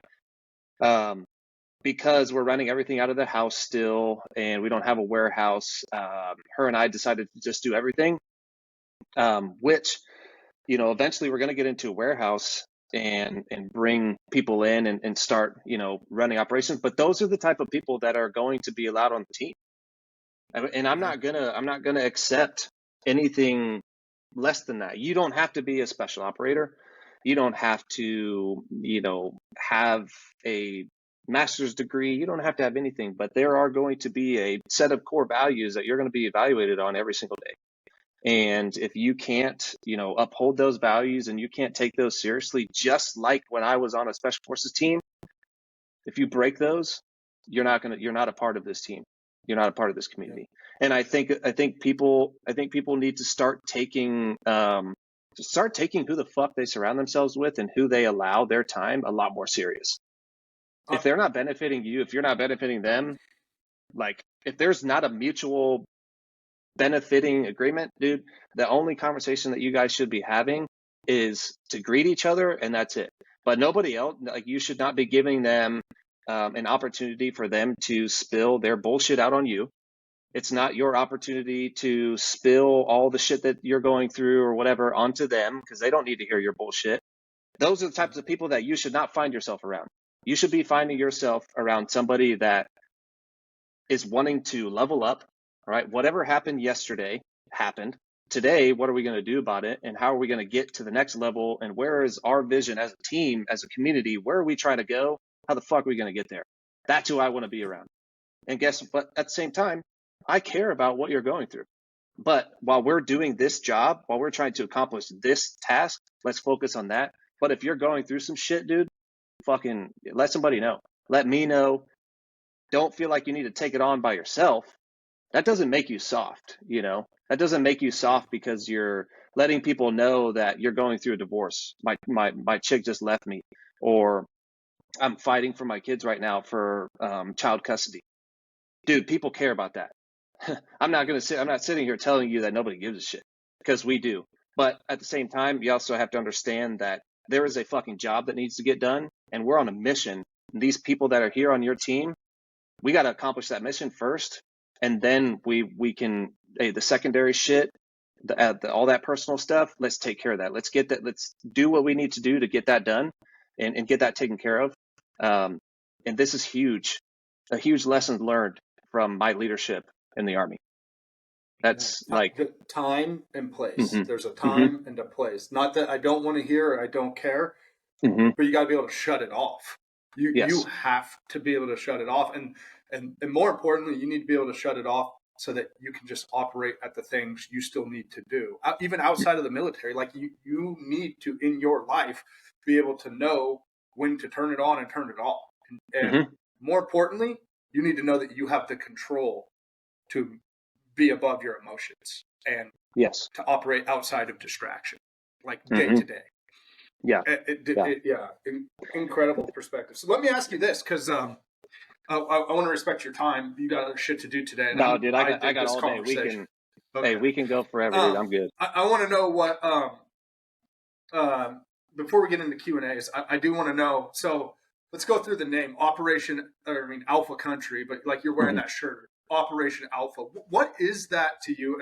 And this isn't for Q&A purposes. I really want to tell us what this tribe is and where it comes from and what an alpha is to you. You know what I mean? Walk me through Alpha Country. Yeah. So when I was over in Afghanistan, we had a group of guys called NMRG, National Mine Resistance Group. And what these guys would do is they would attach themselves to us special operators, and they would always walk 2 or 3 steps in front of us when we're on the ground doing a raid at nighttime. They're in front of us a couple steps to take, first off, to find the IEDs and to save our lives. But if something does happen, they want to take the pain for it. Well, those same guys would always talk about how they must have heard like the name Alpha or learned what Alpha meant either while we were there or before we were there, because that's like what these guys would call us. You know, they would call us alphas and stuff like that. But what I really started, it wasn't us that they were talking about. It was the Americans. The Americans are the alphas, because you know this. When Americans showed up into a village in an oppressed area, they knew some shit was about to go down. They knew that the alphas had just got there. And I know this, dude, if you're listening to this and this sounds like cheesy to you, trust me, I get it, because I'm the one that had to name the company this after seeing all these people use this name Alpha without justice. You got these people that are running around saying that they're Alpha or using Alpha. Next thing you know, it's a dude wearing a sports bra, like all this shit. You know what I mean? Like there's a strong definition of what in Alpha or something that is Alpha.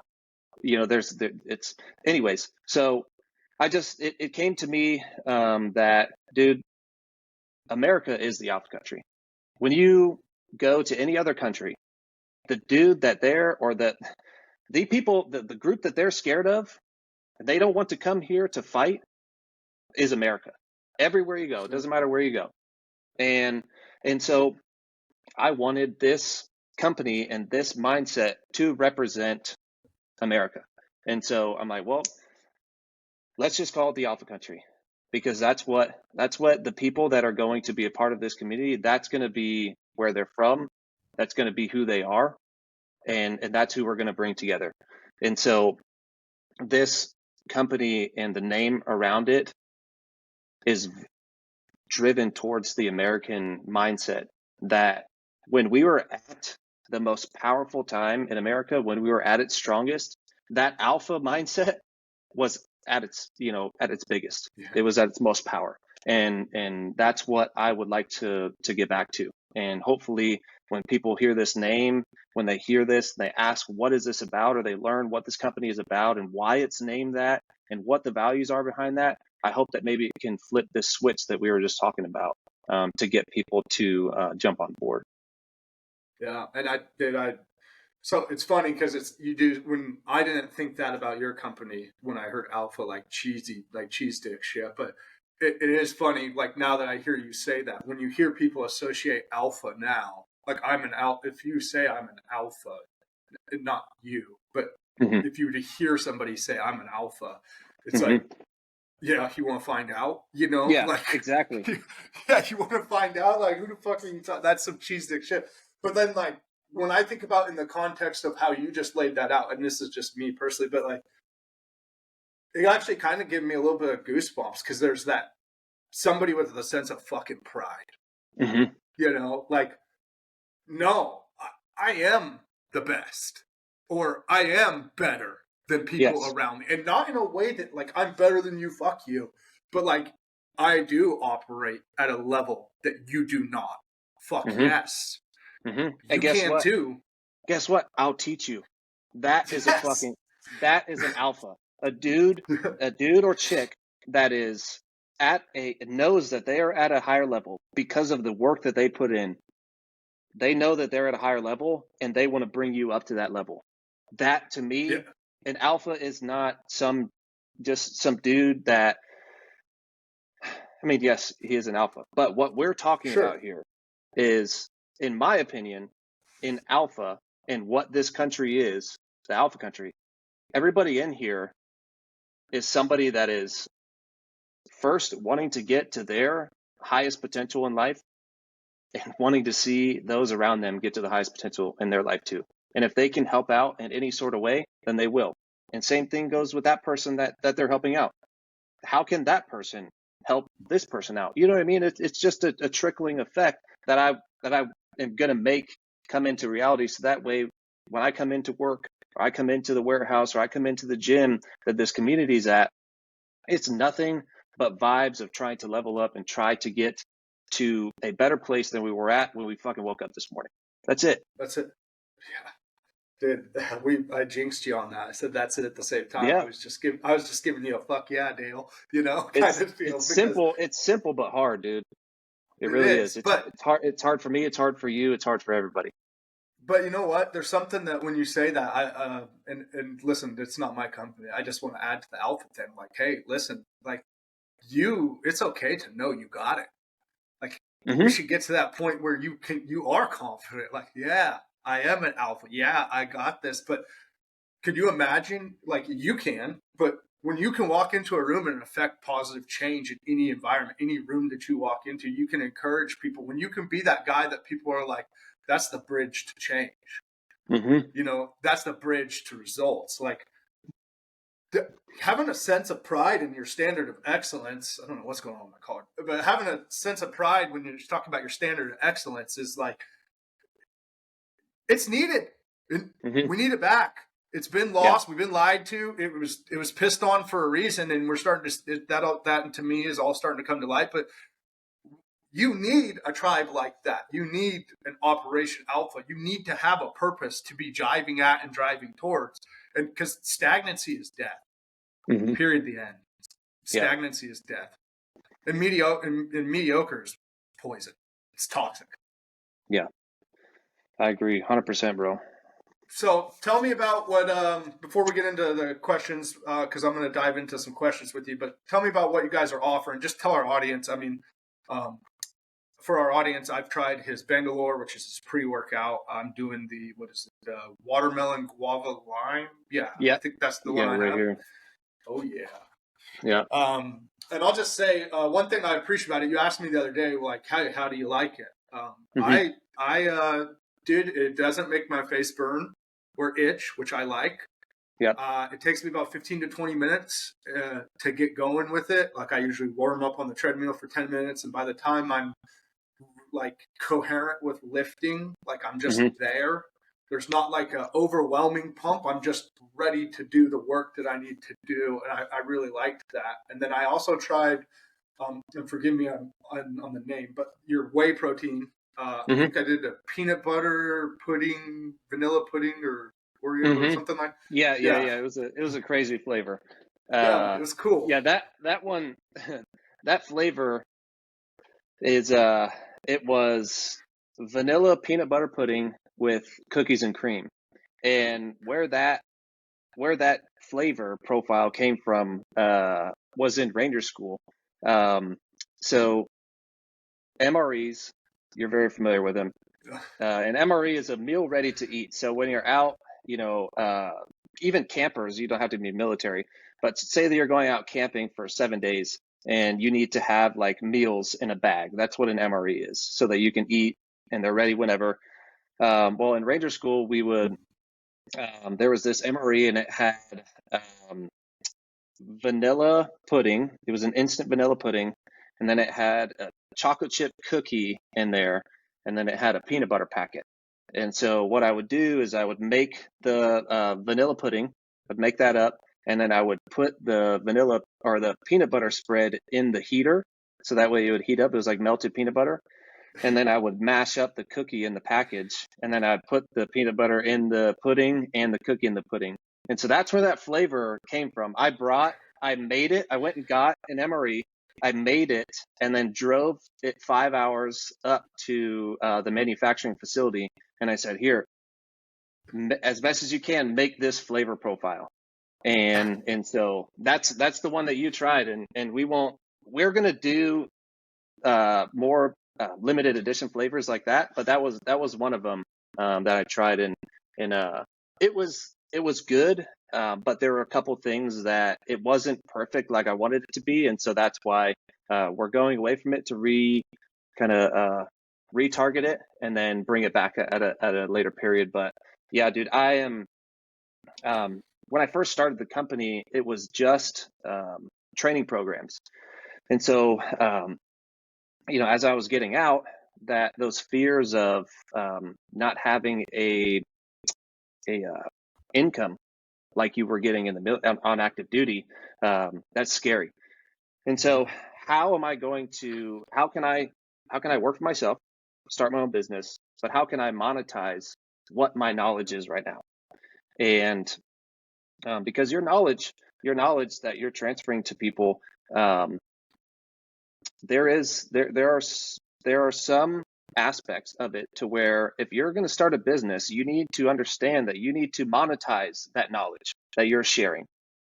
Right now, I could go down a rabbit hole with that, but what I wanted to do was, all right, how can I train people to either go into the military, or if they're already in the military, get to Green Berets, because that's what I like to do. I like to get people from where I was, get them to where they want to go. And if that's the same route, then I can help you. So my first program was a selection program. I had just had surgery on my back, so I was sitting there, not able to walk. And so I'm typing up everything that I did and I used during training and the workouts that I did. I put it all onto a platform and I launched it and I released it to the community. That is called Operation Alpha, which is what you see right here. Operation Alpha Phase 1 is what I launched first. And now we've got 6 or 7 programs now to offer, from whether you're just starting out. See, in the beginning, I was just geared towards this military mindset. That's all that I really knew, And so the first one was all military and specifically geared towards somebody that's trying to accomplish a goal in the military.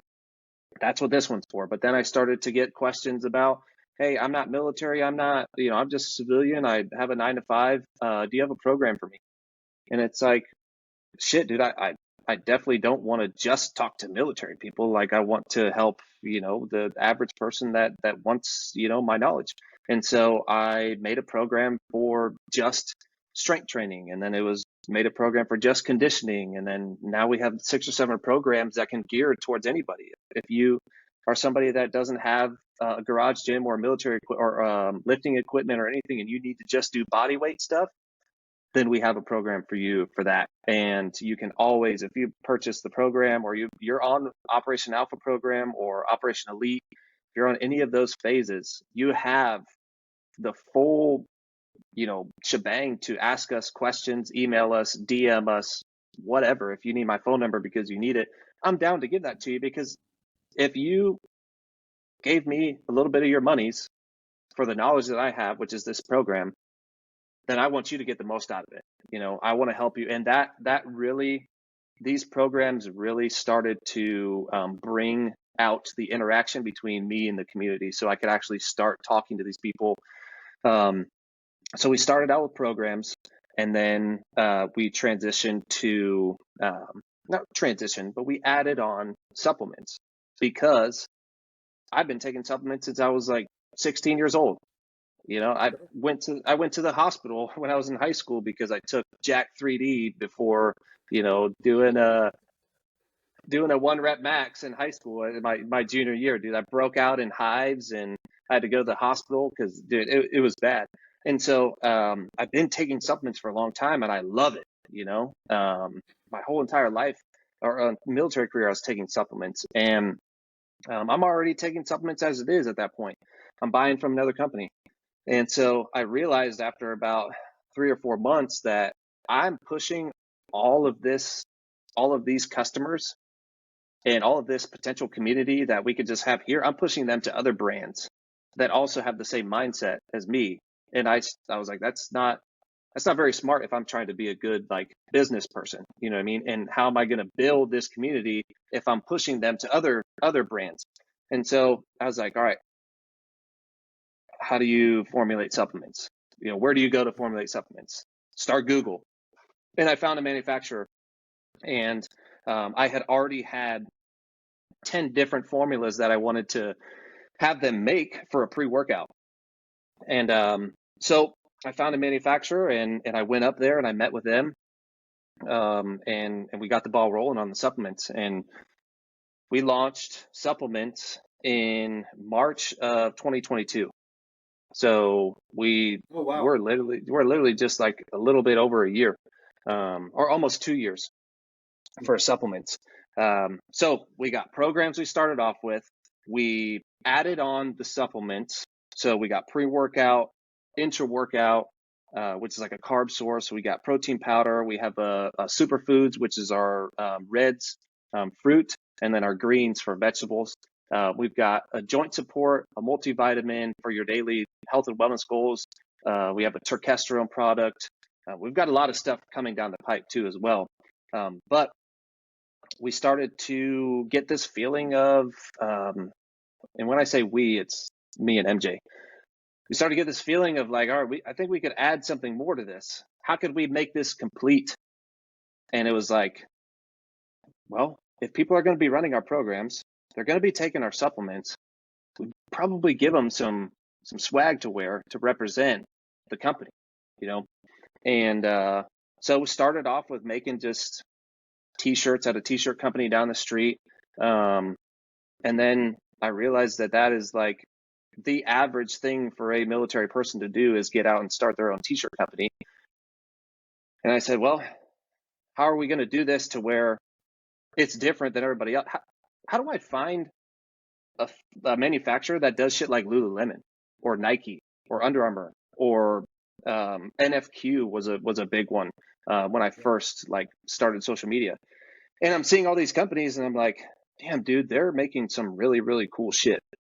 And I started to like get intrigued with the whole designing clothes and stuff like that.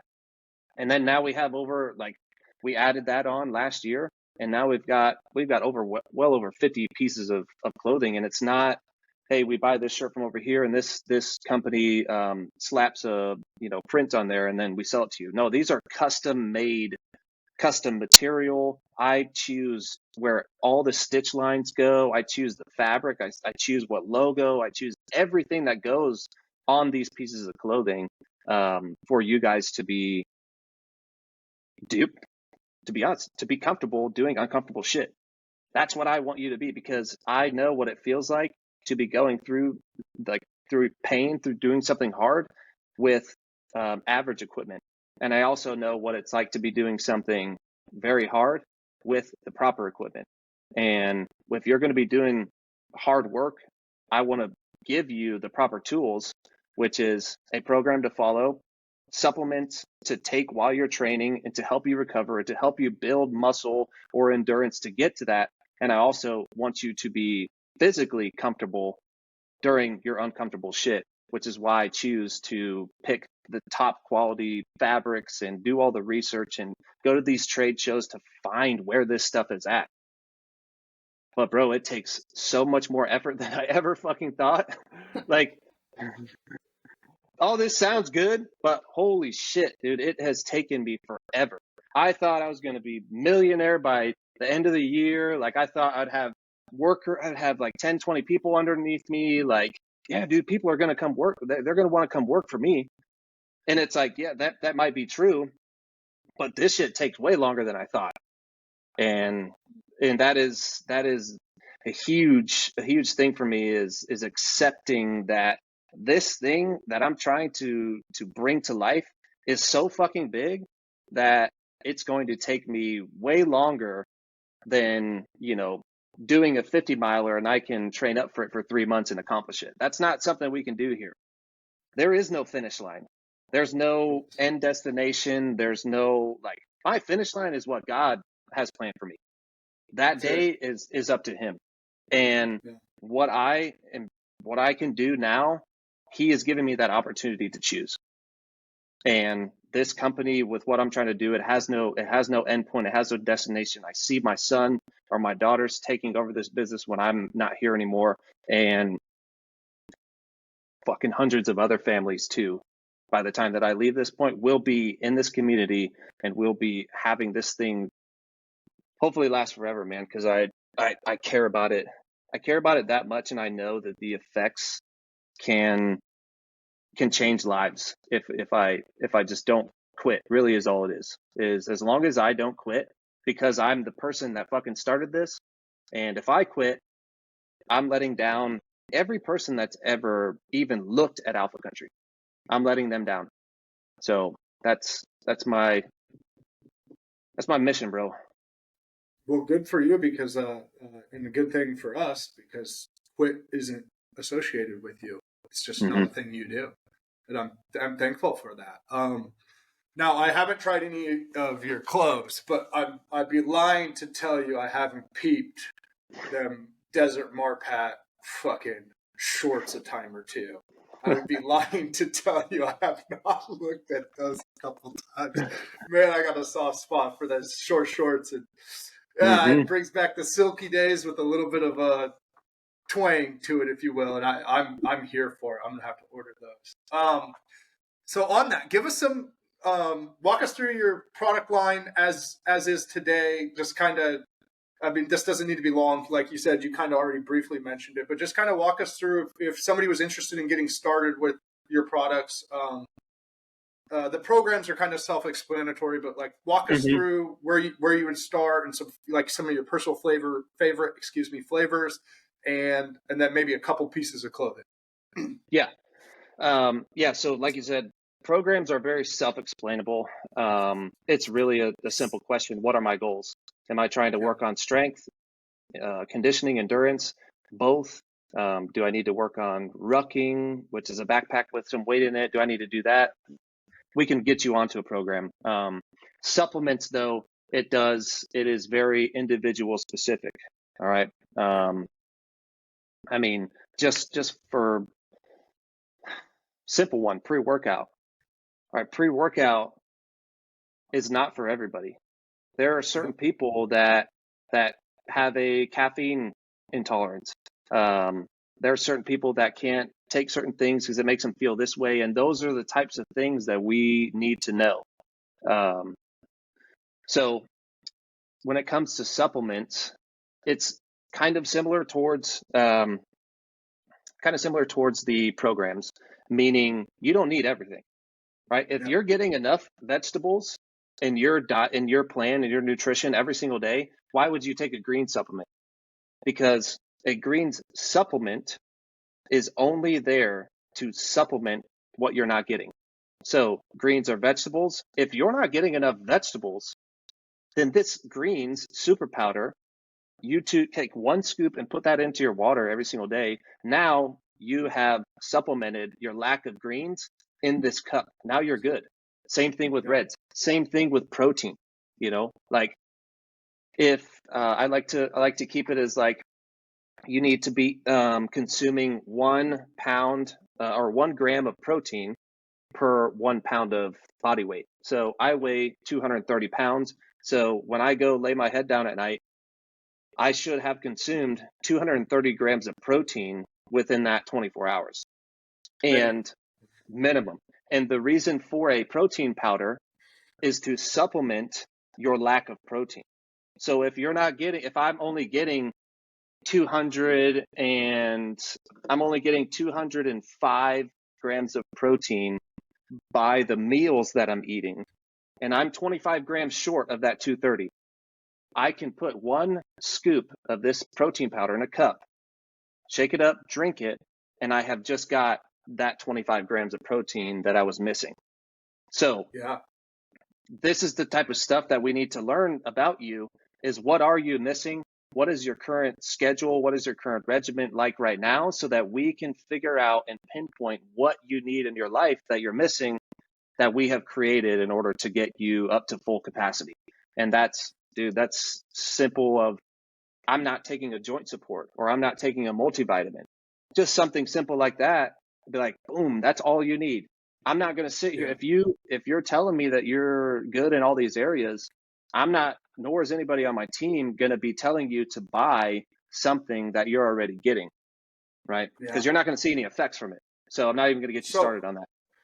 Yeah. So let's walk the audience through this a little bit. And again, we'll do this at an expedited pace, right?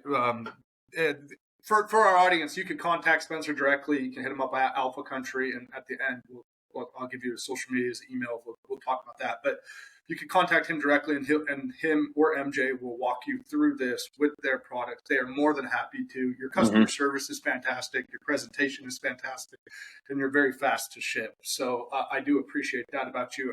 And disclaimer, I wanted to throw that in for the audience. But all right, so. And this is just trying to help people understand, because this is important. This is very important nutrition shit, right?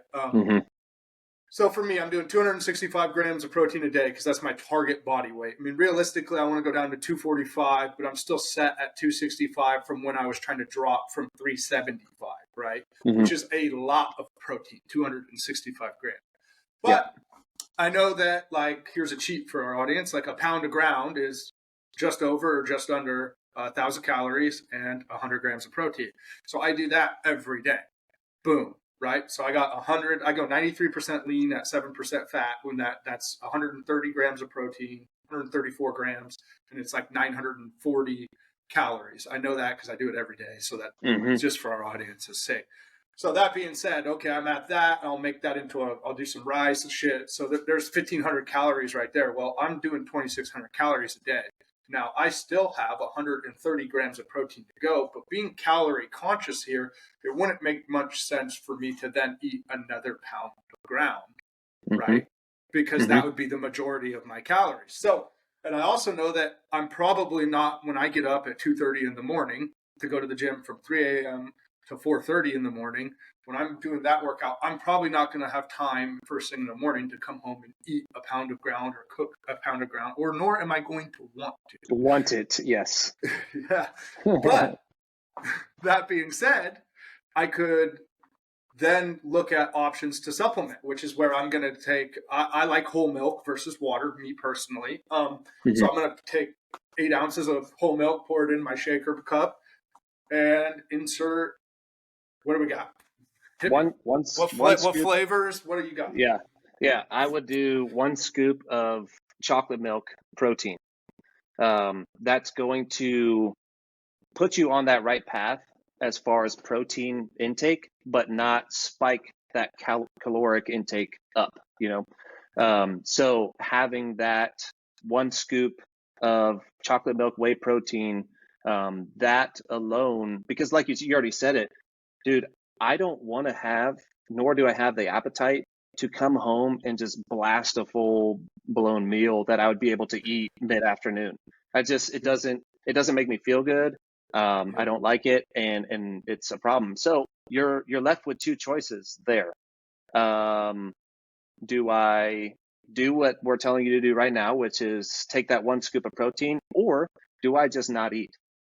That is a big problem too, of making that decision, telling yourself that if I just don't put anything in, then that's better than putting something bad.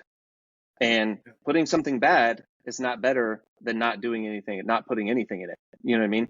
So that decision has to be, if you're serious about it, if you're truly serious about it, is taking that chocolate milk protein, putting it in your cup and running with it. And so now remind me, is yours, what do you guys call your protein? Is it just whey protein? Just whey protein. Yep. Okay. Yeah. The only product that we have a name for it is the Bangalore, and that's our pre-workout. So, but yeah, that's for you. If you're somebody that takes pre-workout, then before your workout, 15-20 minutes, you do that 1 scoop of Bangalore pre-workout. You'd sip on that, warm up, do a little cardio, like light to get into your warm, let that ingest into your system, and you'll start feeling this like rise, and you'll start feeling a little bit, little warmer, and just getting into the mindset of we're about to work out. There's a couple ingredients that I threw in there that are a nootropic, meaning it's going to force you to kind of get that tunnel vision, force you to laser focus on what you're doing right now. So let's talk about during your training. If you're somebody I typically just drink water. Yeah. And that's how I was for a long time, until I learned about what an intra-carb or intra-workout does for you. Where is our body getting this energy to do these workouts, right? Obviously, we know protein powder is to, when you're lifting weights, you're breaking, like when you're doing a bicep curl and you do 20 of them and you start to feel that arm get tighter, what you're doing in there is you're tearing those muscle fibers, right? You're opening it up to push blood into it. So when you're taking that protein in, you're just refueling that muscle that you broke down, that you tore open to make it bigger, to get more space. You're filling that gap with protein. That's what the protein is for. So, and that's going to get you onto the recovery process. But during your workout, so for me, I'm running a lot. Say that I'm running, 5 miles. I will take 1 scoop of Stay Ready Endurance, which is the intracarb workout. I will take 1 scoop of that and drink it during my run. So that way, while I'm running and I'm burning calories and I'm breaking my body down, I'm putting that energy source, which is a carb, back into my body, along with sodium is a big thing in this product, because when you're running outside and you're sweating, or if you're in the gym and you're sweating, I take it during strength workouts too. And I am getting rid of sodium by sweat, and I'm getting rid of carbs by exerting energy, whether it's running or strength training. I'm going to refuel that with the Stay Ready Endurance that has a carb source in cluster dextrin is the ingredient, and then sodium with Himalayan pink salt. So it all has a purpose in what we put into these products, right? So you got your pre-workout, you got your intra-workout. If you need something to keep you going, because some people work out for an hour and a half, 2 hours, and are toasted by the first hour, right? So you need something to keep you going. You got your protein afterwards to refuel what you broke down. Those are the 3 big ones. And then what I take after I get home from the gym is I start worrying about my health and wellness. So what I just did was performance driven, pre-workout, intra-workout, post-workout. Now I'm going to start focusing on health and wellness for the rest of my day. And that's my greens and reds, and then my joint support and multivitamin. That's what I take every single day after the gym. You don't have to take a pre-workout every single day. You don't have to take an intra-workout carb every single day. You don't have to drink a protein if you're getting enough protein in. But taking a joint support and multivitamin, there's nothing out there that is going to give you the benefits of those single ingredients that are in the multivitamin and joint support. That is something that if you want to see the benefits from it, this is a product where you have to stay disciplined and you have to stay consistent. And that's really with all supplements. You could take these for a month and then be like, I'm not seeing anything. I'm not seeing the results. Okay, you got to understand, this stuff takes a while. You're changing your body. You're changing what you're doing. You're supplementing and you're introducing these new powders and stuff into your body. Give it a little bit to recognize what it is and put it in the right spot. And So give it a chance, do 2 or 3 months on these supplements. And if you're not seeing those benefits that you want, if you're ordering from us, message us, direct message, email, whatever it is, and say, hey, I'm not seeing the results, or I'm not getting the results out of it that I want. And then that's where we go in one-on-one with you and dissect what the problem is, what's going on, why is he not getting this, or why is she not getting this benefit from this product, and then we help them, and we figure out the problem, and we provide them with a solution. So yeah, that's how I approach the supplements. Perfect. So give us flavors. Run us through flavors really quick, and then 2 articles of clothing you'd suggest, and then we'll move on. Close out the show. Yeah. Pre-workout, we have sour gummy candy, which is our first one. We have a peach tea, which tastes like Arnold Palmer teas. We've got a watermelon guava lime, which is what this guy is here. And then we've got an American popsicle, which tastes like Rocket Pop. Those are pre-workout flavors. Our intra-carb, our Stay Ready Endurance, we've got America's Popsicle, Rocket Pop. For whey protein, we've got vanilla ice cream and chocolate milk. For the joint support multivitamin, it's no flavor. Turkesterone, no flavor. The reds, we have mixed berry. For the greens, we have a kiwi lime. And the last product, my favorite, is a blend of creatine and electrolytes. So a lot of people just take creatine, which is fine, it's good, but to get the most out of it, you want to compound those two together, which is electrolytes and creatine. When those two get together, they work at the highest power, and they retain each other, meaning your body holds more of the creatine and electrolytes that you're putting in versus if you would do creatine in the morning and then electrolytes at night. Those two like to work hand in hand. So I decided, let's put those together. That flavor is a passion fruit strawberry punch, sour dragon fruit strawberry punch. Super yummy. Incredible. Mm-hmm. It's super yummy. It sounds incredible. And when do you take that? So electrolytes and creatine, I like to take that after my workout, whether it's a run or a strength training, just because I just sweat a lot. I'm trying to get those electrolytes back into me. And then I like to, obviously a creatine, you want to take that every single day because it does take about 3 to 4 weeks to really sit into your system. You don't have to front load it, meaning you don't have to take 2 scoops for 2 weeks in order to get all of our products. You only have to take 1 scoop. There's something that I've been seeing in the supplement industry that kind of bothers me a little bit. I'll share with you guys, and maybe you just haven't been paying attention to it, and it's just me as a business owner in this space. But I've been seeing a lot of companies kind of trick their customers, trick me almost, and they put these tubs together, but they only put half the amount of ingredients that you should be having, meaning like there's 20 servings and 40 servings in the same cup. So if you take 1 scoop, then it'll last this duration. It'll last 40 days. But if you take 2 scoops, which is our full dose, then it's only going to last you 20 days. Well, this one, there's no 1 or 2 scoops. To get a full serving, all you need is 1 scoop, and there's 30 servings in here. So you're going to have this for a month, which I hate, other products that 20 servings. That means, bro, that if you want to get the full effect from this product that you're buying, you have to re-up on this thing every 20 days. And that to me is BS.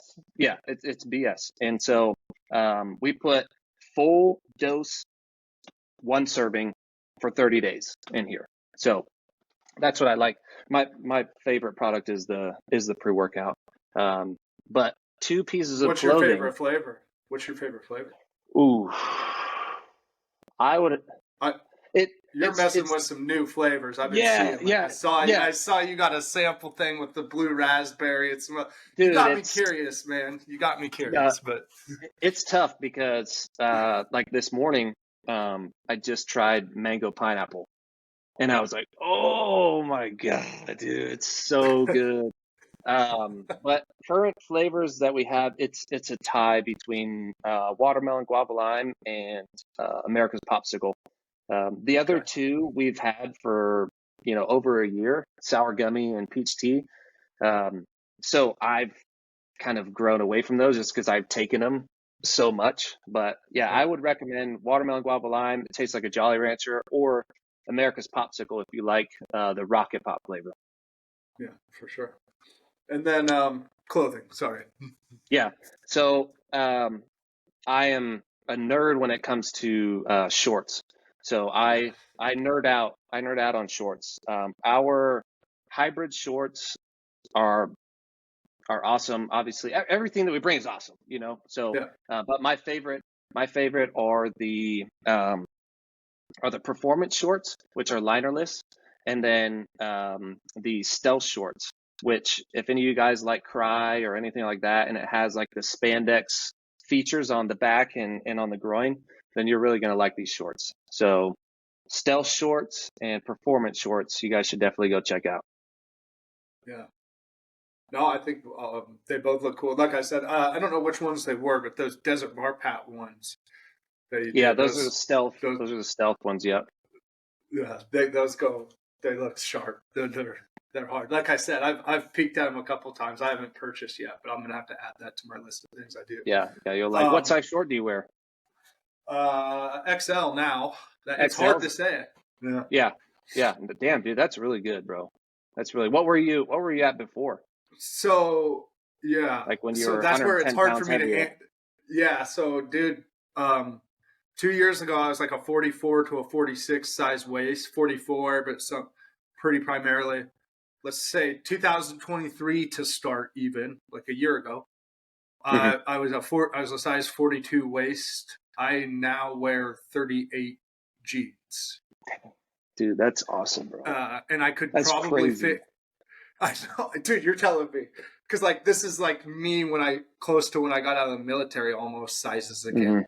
But and it's weird because like I could probably waist wise I could probably fit in a 36, but my thighs are just big. So like I got 38s or kind of. It just depends on who makes it. But like I could probably fit in honestly a 36 waist. Yeah. So, but I put on these XL shirts from a friend of mine's company that they work. I was like, fuck it, I'm going XL versus the 2XL, and they're a little tight, but it makes me feel alive. Like, holy shit, I can wear these again. So to put in perspective, pants are a little bit harder, but for our audience, like I went from I was wearing a 3XL t-shirt to start 2023, and I comfortably wear an XL t-shirt. Yes. Oh, that is so awesome, dude. You should be so proud of yourself, man, for real. I am. I appreciate Seriously, bro. That. I appreciate that. And I'm going to have to check out some of your gear. Like I said, I'm here to support. I'm happy to support. I love what you're doing. And I appreciate you walking our audience through that. Let's get to, I'm going to ask you a few questions. I'm going to skip some of the ones I originally had because we've been going for 2 hours, 15 minutes already. We just hit these people with a lot. I've just really enjoyed this conversation. Yeah, me too, man. But I got to ask you the pinnacle question for sure. What is a blue collar barbarian to you? Oof.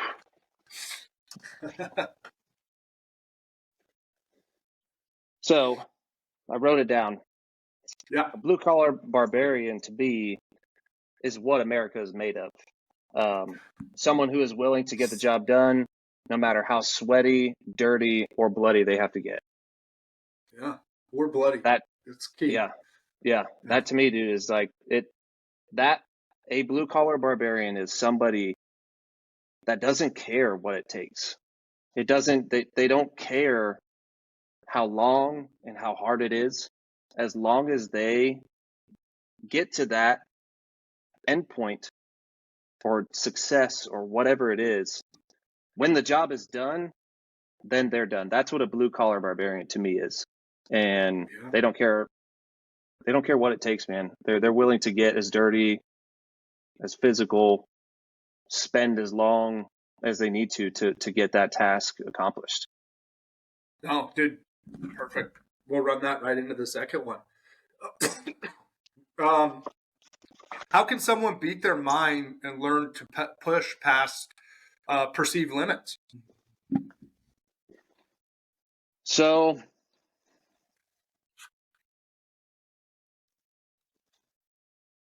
what I have done, let's just break this down this past weekend.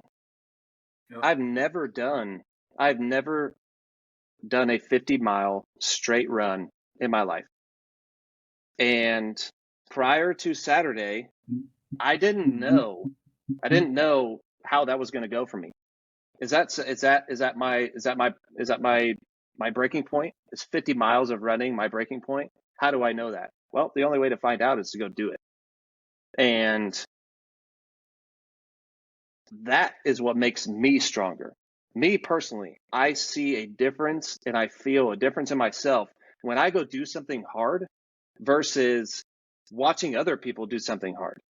Just because I watched you do something hard and you inspired me, that's not going to change my life. But me going to do something hard and me accomplishing that, that's going to affect me in the way that I'm looking for. And the biggest thing is it's going to prove to me that I am, who I say I am, who I tell myself I am, who I want to be. And the only way to find that out is to go through the test. And that test can be different for everybody. There is not one single test that makes you a man or makes you a woman or makes you an adult or makes you an alpha or makes you a successful person. There's never the same one task. It is all geared towards you and who you want to become. That's it.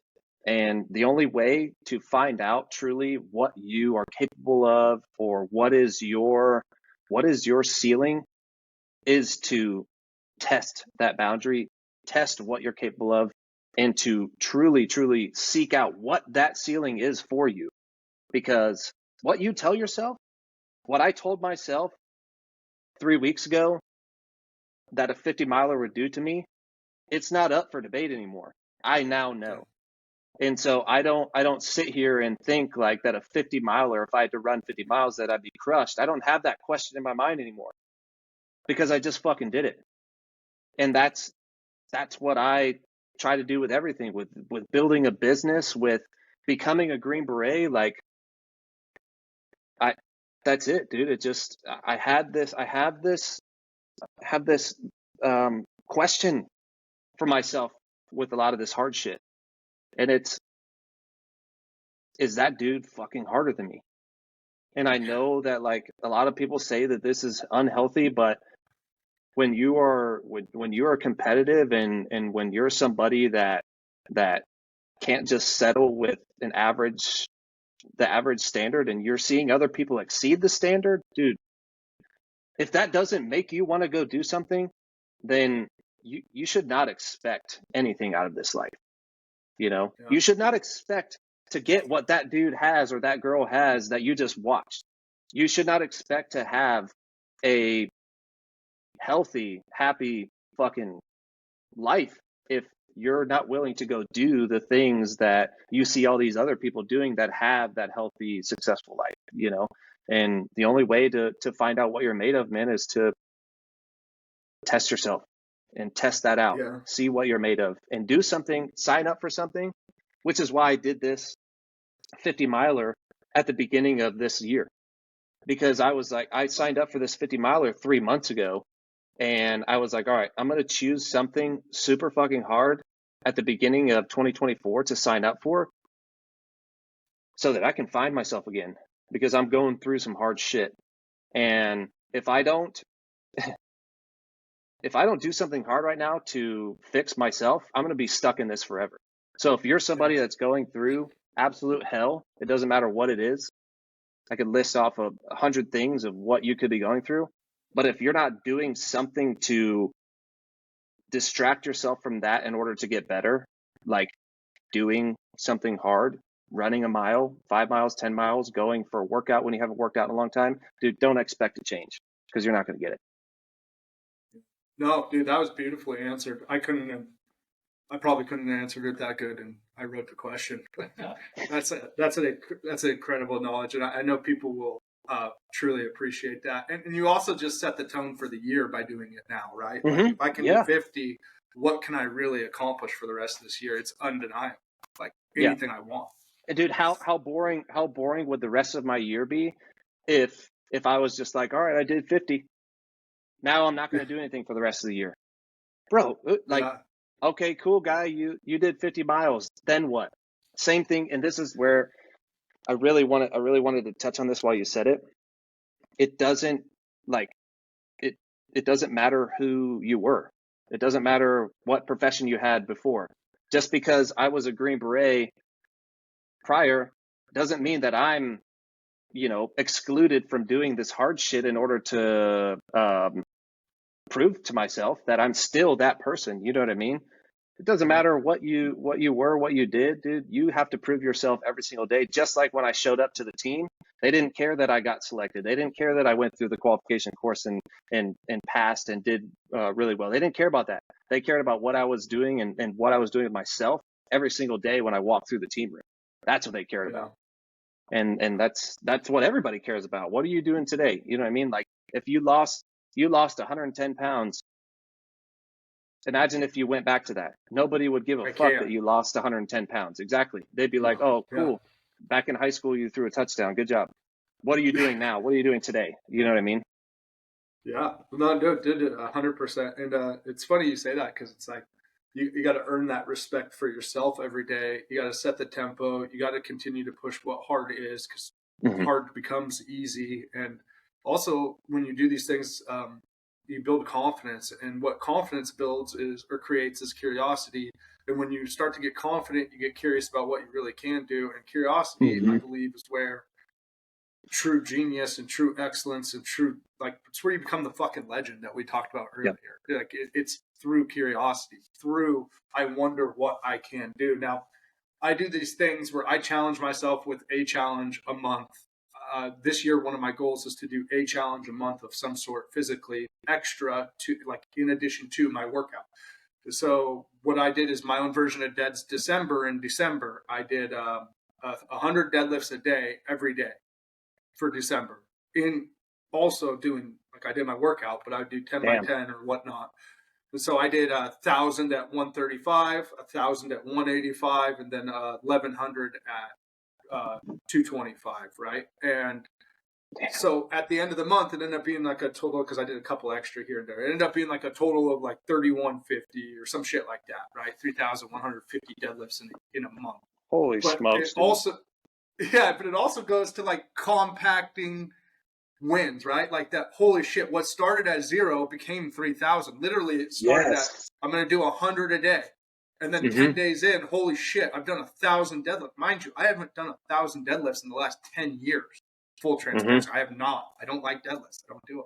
But I knew that if I did these things, that's what I would build. So when you stretch yourself, what you also don't realize is the result later on that's going to come from that.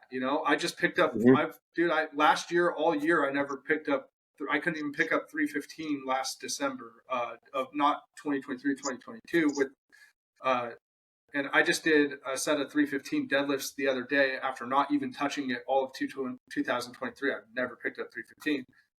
Literally last week, I was just like, I'm going to do deads today. And I warmed up with 135 for 10. Then I picked up 225 and did a set of 10. Then I picked up 315 and did a set of 10. And then I did 405 for 1. And I probably could have done it 2 or 3 times. So I just now I'm in the 400-pound club with deadlifts. And that was a PR for me. I've never even tried to pick up 405 with fucking deadlifts before. But I just did it now. Like, okay, cool. So is 500 out of the realm? No, I think I'm going to see if I hit the 500. So it's just like pushing this perceived possible, like your perception of possible. Moving right along though on this questions, and this is for Alpha. So what's your big vision and dream with Alpha Country? A couple bullet points for you. Yeah. So, and I'll just run down the bullet points because I went into them pretty deep. Number one is build a family. That is the main goal that we want to turn Alpha Country into, and that's a family, a community, whatever you want to call it, a support system within the organization, and with that, building that family comes along with employing hundreds of people, of families, that is something that I find very, very intriguing and very interesting. And that's not being in control of somebody's financial livelihood, but being somebody that can give them a job that will provide for their family. That's very, very important to me. And then having a warehouse and gym for all of our whole community to be at.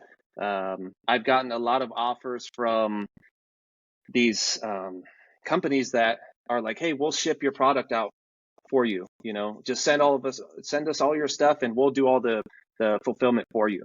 And that doesn't sit right with me or MJ. It's like, no, if somebody's going to be doing anything with this business and they're going to be working for it and they're going to be contributing to it, it's going to be one of our members. We don't, yes, the manufacturers, they're good and those types, but we want to employ real people to actually ship orders out from our warehouse or our gym.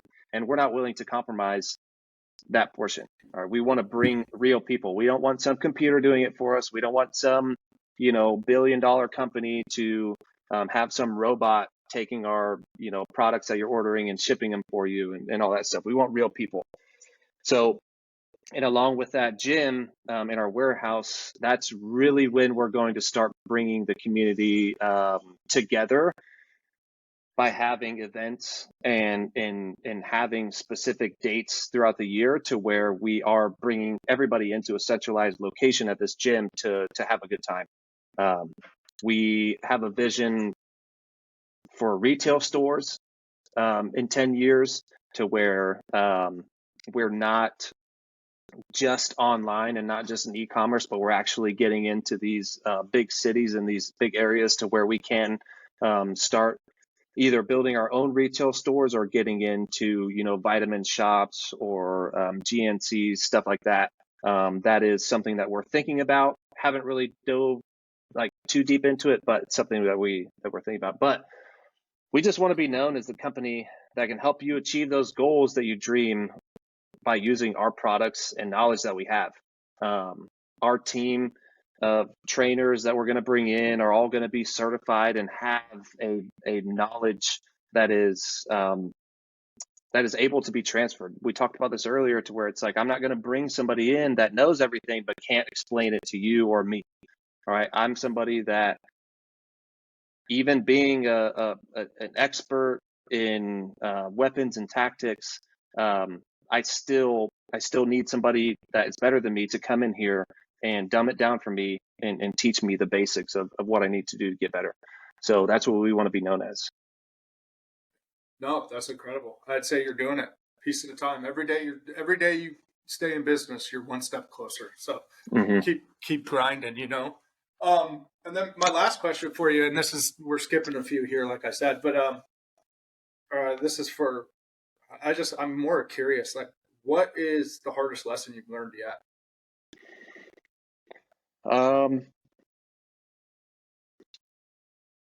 I would say to never assume that someone's going to do the right thing just because you're willing to do the right thing. That's good. Yeah, I'll say it again. Don't ever assume that someone is going to do the right thing just because you're willing to do the right thing. That, to me, has screwed me over a lot in personal life, in professional life. You just have to be very, very careful on who you trust. All right, don't give everybody your trust, because a lot of the times you're going to be let down, and that's a very hard lesson to learn. Is how to protect that trust and not just give it and allow everybody to have it, because you get taken advantage of a lot. Another lesson that took me a long time to learn is that there's no destination besides the one that God has chosen for you.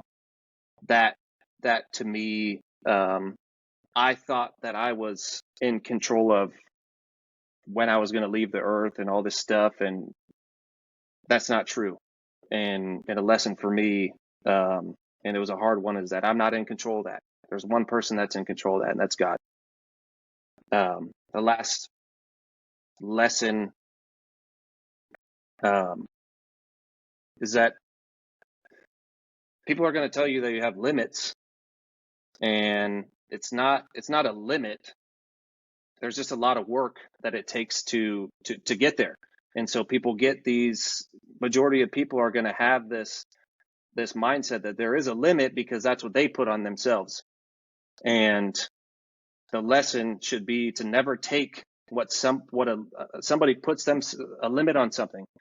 Don't let somebody else's limit that they put on something be the limit that you put on yourself, is really what I'm trying to say. Because I see that a lot. I dealt with that a lot in the military, especially. You're surrounded by a bunch of people, especially the lower totem pole you're at. When I started as a private, brand new guy, I couldn't find somebody that didn't have a limit for themselves. That was very, very, very hard to find. But as I got up the food chain, as I got from a regular infantry grunt to a special forces operator, the limits started to go away. And that was because of the people that I was surrounding myself with. A lot of the guys that I was around, they didn't have a limit. So how was I going to put a limit on myself? And so a big lesson is fucking just, dude, care about who you're giving your trust to, and care about who you're giving your time with. Because those people that you spend your time with, and that energy, that's whether you want it to come off on you or not, that energy is going to come off on you. And that same energy that you're getting from them, they're also getting one from you. And so what is that going to be? You know what I mean? Are you going to fall in line, and even though you're thinking about all these things that you want to achieve, but you're around all your friends and you're like, oh, I don't want to say anything because I don't want them to like give me shit. You know what I mean? Or, you know, think that what I'm trying to do has a limit. There is no limit unless you put it there. No, that's beautiful. And man, I just appreciate your mindset, man. I do. I appreciate your mindset. You speak my language, like the things you talk about. These are all things I think daily. I think about that as I'm pushing myself. I think about all the people that laughed at me and said, I'll never fucking make it. I think about all the times I doubted myself and I didn't. And I didn't try something because some fucking petty shit about myself, my own perceived limits. And I think about growing up with all the things that people told me I could do and how long I let that limit me from who I am now, and how much I deprived the world of the gifts that God gave me to use me for here because of limits that other people, that's what just came to my mind. So I've got a deep respect for that. And dude, that is a huge lesson in itself, bro. That's the thing, is that you wouldn't know that you're leaving out this potential, and you wouldn't know that you're not living up to what you could be if you didn't go through all that stuff. You know what I mean? Like you just never would have known. And I think everybody realizes that, but very few people do make the decision and commit to the change and make the decision that you made. And everybody that maybe is starting out and where you were before the 110 pounds, dude, if they don't look at you and see that, okay, this is possible, I can do this, because John just did it. And I know John, and he's normal. He's a regular dude. He was fucking up for 10 plus years. And now this dude, I can't even invite him out to eat because I know that he's got his shit straight. And even though you may lose that friend for a little bit, that could be your best friend. You may lose him for a little bit.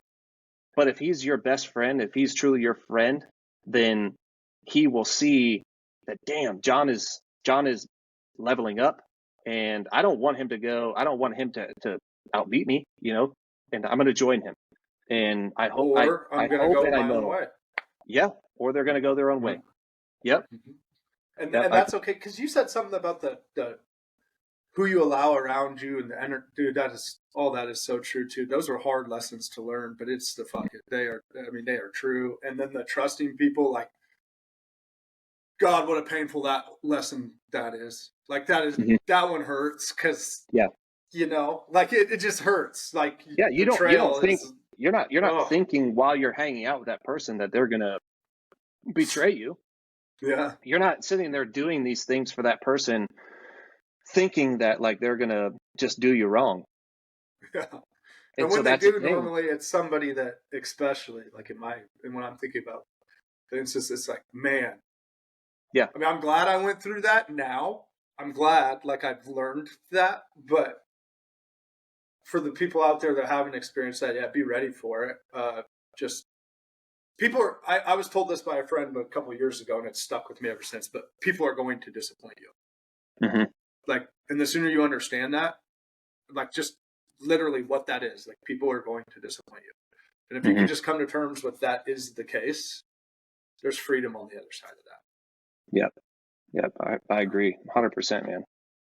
100%. Well, Spencer, we've been recording for 2 hours, 40 minutes. I'm going to stop for now. I'm probably going to have you back on because I want to dive into some more shit mindset. You're a badass dude, and I got a deep amount of respect for you. But there's so much for us to talk about. Dude, I know, because we're gonna change the world, just like Andy talks about all the time. We're gonna change the culture. Like, it's on us, bro. The time is now. It's our generation. It's our people. This is us. It's not his job. This is our mess to fucking do. And I'm personally taking accountability for it, and that's why I'm operating. That's why I'm interviewing guys like you, like Luke. Like, it's our time. It's 100%. It's our time. This is the part of the show where I ask you, this is closing thoughts kind of thing. I always like to leave something for our audience with to keep the tip of their spear mentally sharp, right? And this is like a quote or a book recommendation, something that's helped you. Yeah, I mean, the two books that have really helped me a lot in regards to what we're talking about are Limitless and Winning by Tim Grover. Those two books, man, are amazing. I love those books. Tip of the Spear. Limitless or Relentless? Sorry. Relentless. Yep. Relentless and Winning. Yep. Relentless and Winning by Tim Grover. And then Tip of the Spear by Ryan Hendrickson is a really, really good book. One of my buddies stepped on an IED's first deployment from 7th Group, and they were able to do limb salvage to put his leg back together, and it grew back together, and he did 8 more deployments after that on a team. And then he went to he's been in Ukraine on a humanitarian mission, demining minefields so that kids and families can have a regular life and not blow themselves up. So that's a really, really good book. I don't know too many quotes, to be honest with you, bro. I don't pay attention to quotes too much, just because a lot of the things, the stuff that really resonates with me, usually isn't like words, but more of like what really affects me is the experience and the actual like thing that they had to go through, and how they actually, like, either turn the switch off or turn the switch on. That to me is huge. But those books, Relentless and Winning, they will expand tremendously upon what we've been talking about for the past 2.5 hours. Yeah, no, for sure. Great books. I read both of them. I really enjoyed them. And I'll have to, Ryan's book is actually on my list. I literally have a list that Ryan's books, one of the books I'm going to be reading this year. So I'll definitely check that out. Where can people follow you? How can they support? Yeah, so our business page is at Alpha Country Training Nutrition. That's on Instagram and TikTok, Facebook. And then my personal page is Spluis_10. Kind of been focusing on mainly the business stuff for the past couple of years. And we're just to a point now where it's like, I want to start a personal page so that way I can have more of the personal, discussions and topics and things like that don't have anything to do with Alpha Country training and nutrition. But I wanted to start a personal page so that way I can have the freedom from myself to talk about whatever the fuck I want to talk about. Yeah, no. And then for our audience, this page is incredible. I really enjoy following along, man. It's been awesome. And one thing I want to do, and this is just a mutual friend that we have, and he's Luke Kennedy, absolute hero, absolute, just an incredible human being. And I got a deep amount of respect for him, the same as I do you. What was his thing? Is it Spartan 10? Save some people some money on their first order for you. I think his code is Spartan 10 on the Alpha Country. So if you want to try any of Spencer's products, check out a pair of shorts. Try the Bangalore. Join me with the Guava Lime crew right now. But I'm curious about some other flavors because you freaking ran your mouth. Now I got some other curious. Oh, dude, I got some things coming down the pipe. Let's say that these flavors are gonna. Nobody else has these flavors, and that's a big thing I care about. I want you to enjoy drinking what we have to offer. And if the flavor tastes like lawnmower grass, no, it's not. It's not what we want. Yeah, and I'm gonna check out the sour punch. I'll probably message you offline about trying to get a list from you of things that you'd suggest trying, so I can continue to support. But yeah, that sounds good. Yeah, so Spartan 10 for our audience. Let's just give Luke some love. Use Luke's code. It will save you 10% on your first order. You'll support two great people and one incredible country. But Spencer Lewis, Operation Alpha, Alpha Country Nutrition, bringing back American values, and my new friend and deeply respected ally. I respect you. I'm thankful for you. I'm thankful for your time. I appreciate, sincerely, I know you hear this, but please hear me, sincerely, I appreciate your service and sacrifices for this country. It goes beyond measure. As an older Salt Dog vet, and one of the guys before you, I'm thankful to know that men like you are still in the pipeline doing hit work. I just thank you, man. I really appreciate you. Yeah, and it goes both ways. I respect the shit out of what you did, what you do, what you've done, what you're going to continue to do. And dude, I appreciate you having me on your podcast, just inviting me, man. It just means a lot, the fact that you want me to come on your podcast and share whatever I want to share on here and talk about the things that we talked about. It's very important, and I just appreciate it a lot, bro. Thank you. Absolutely. Well, Barbarians, you heard Spencer's story. You're going to reach out. You're going to support him. I know I am. I do already. I'm going to continue to. And together, we're going to change the world. So go out, crush it, and we'll see you on the next one.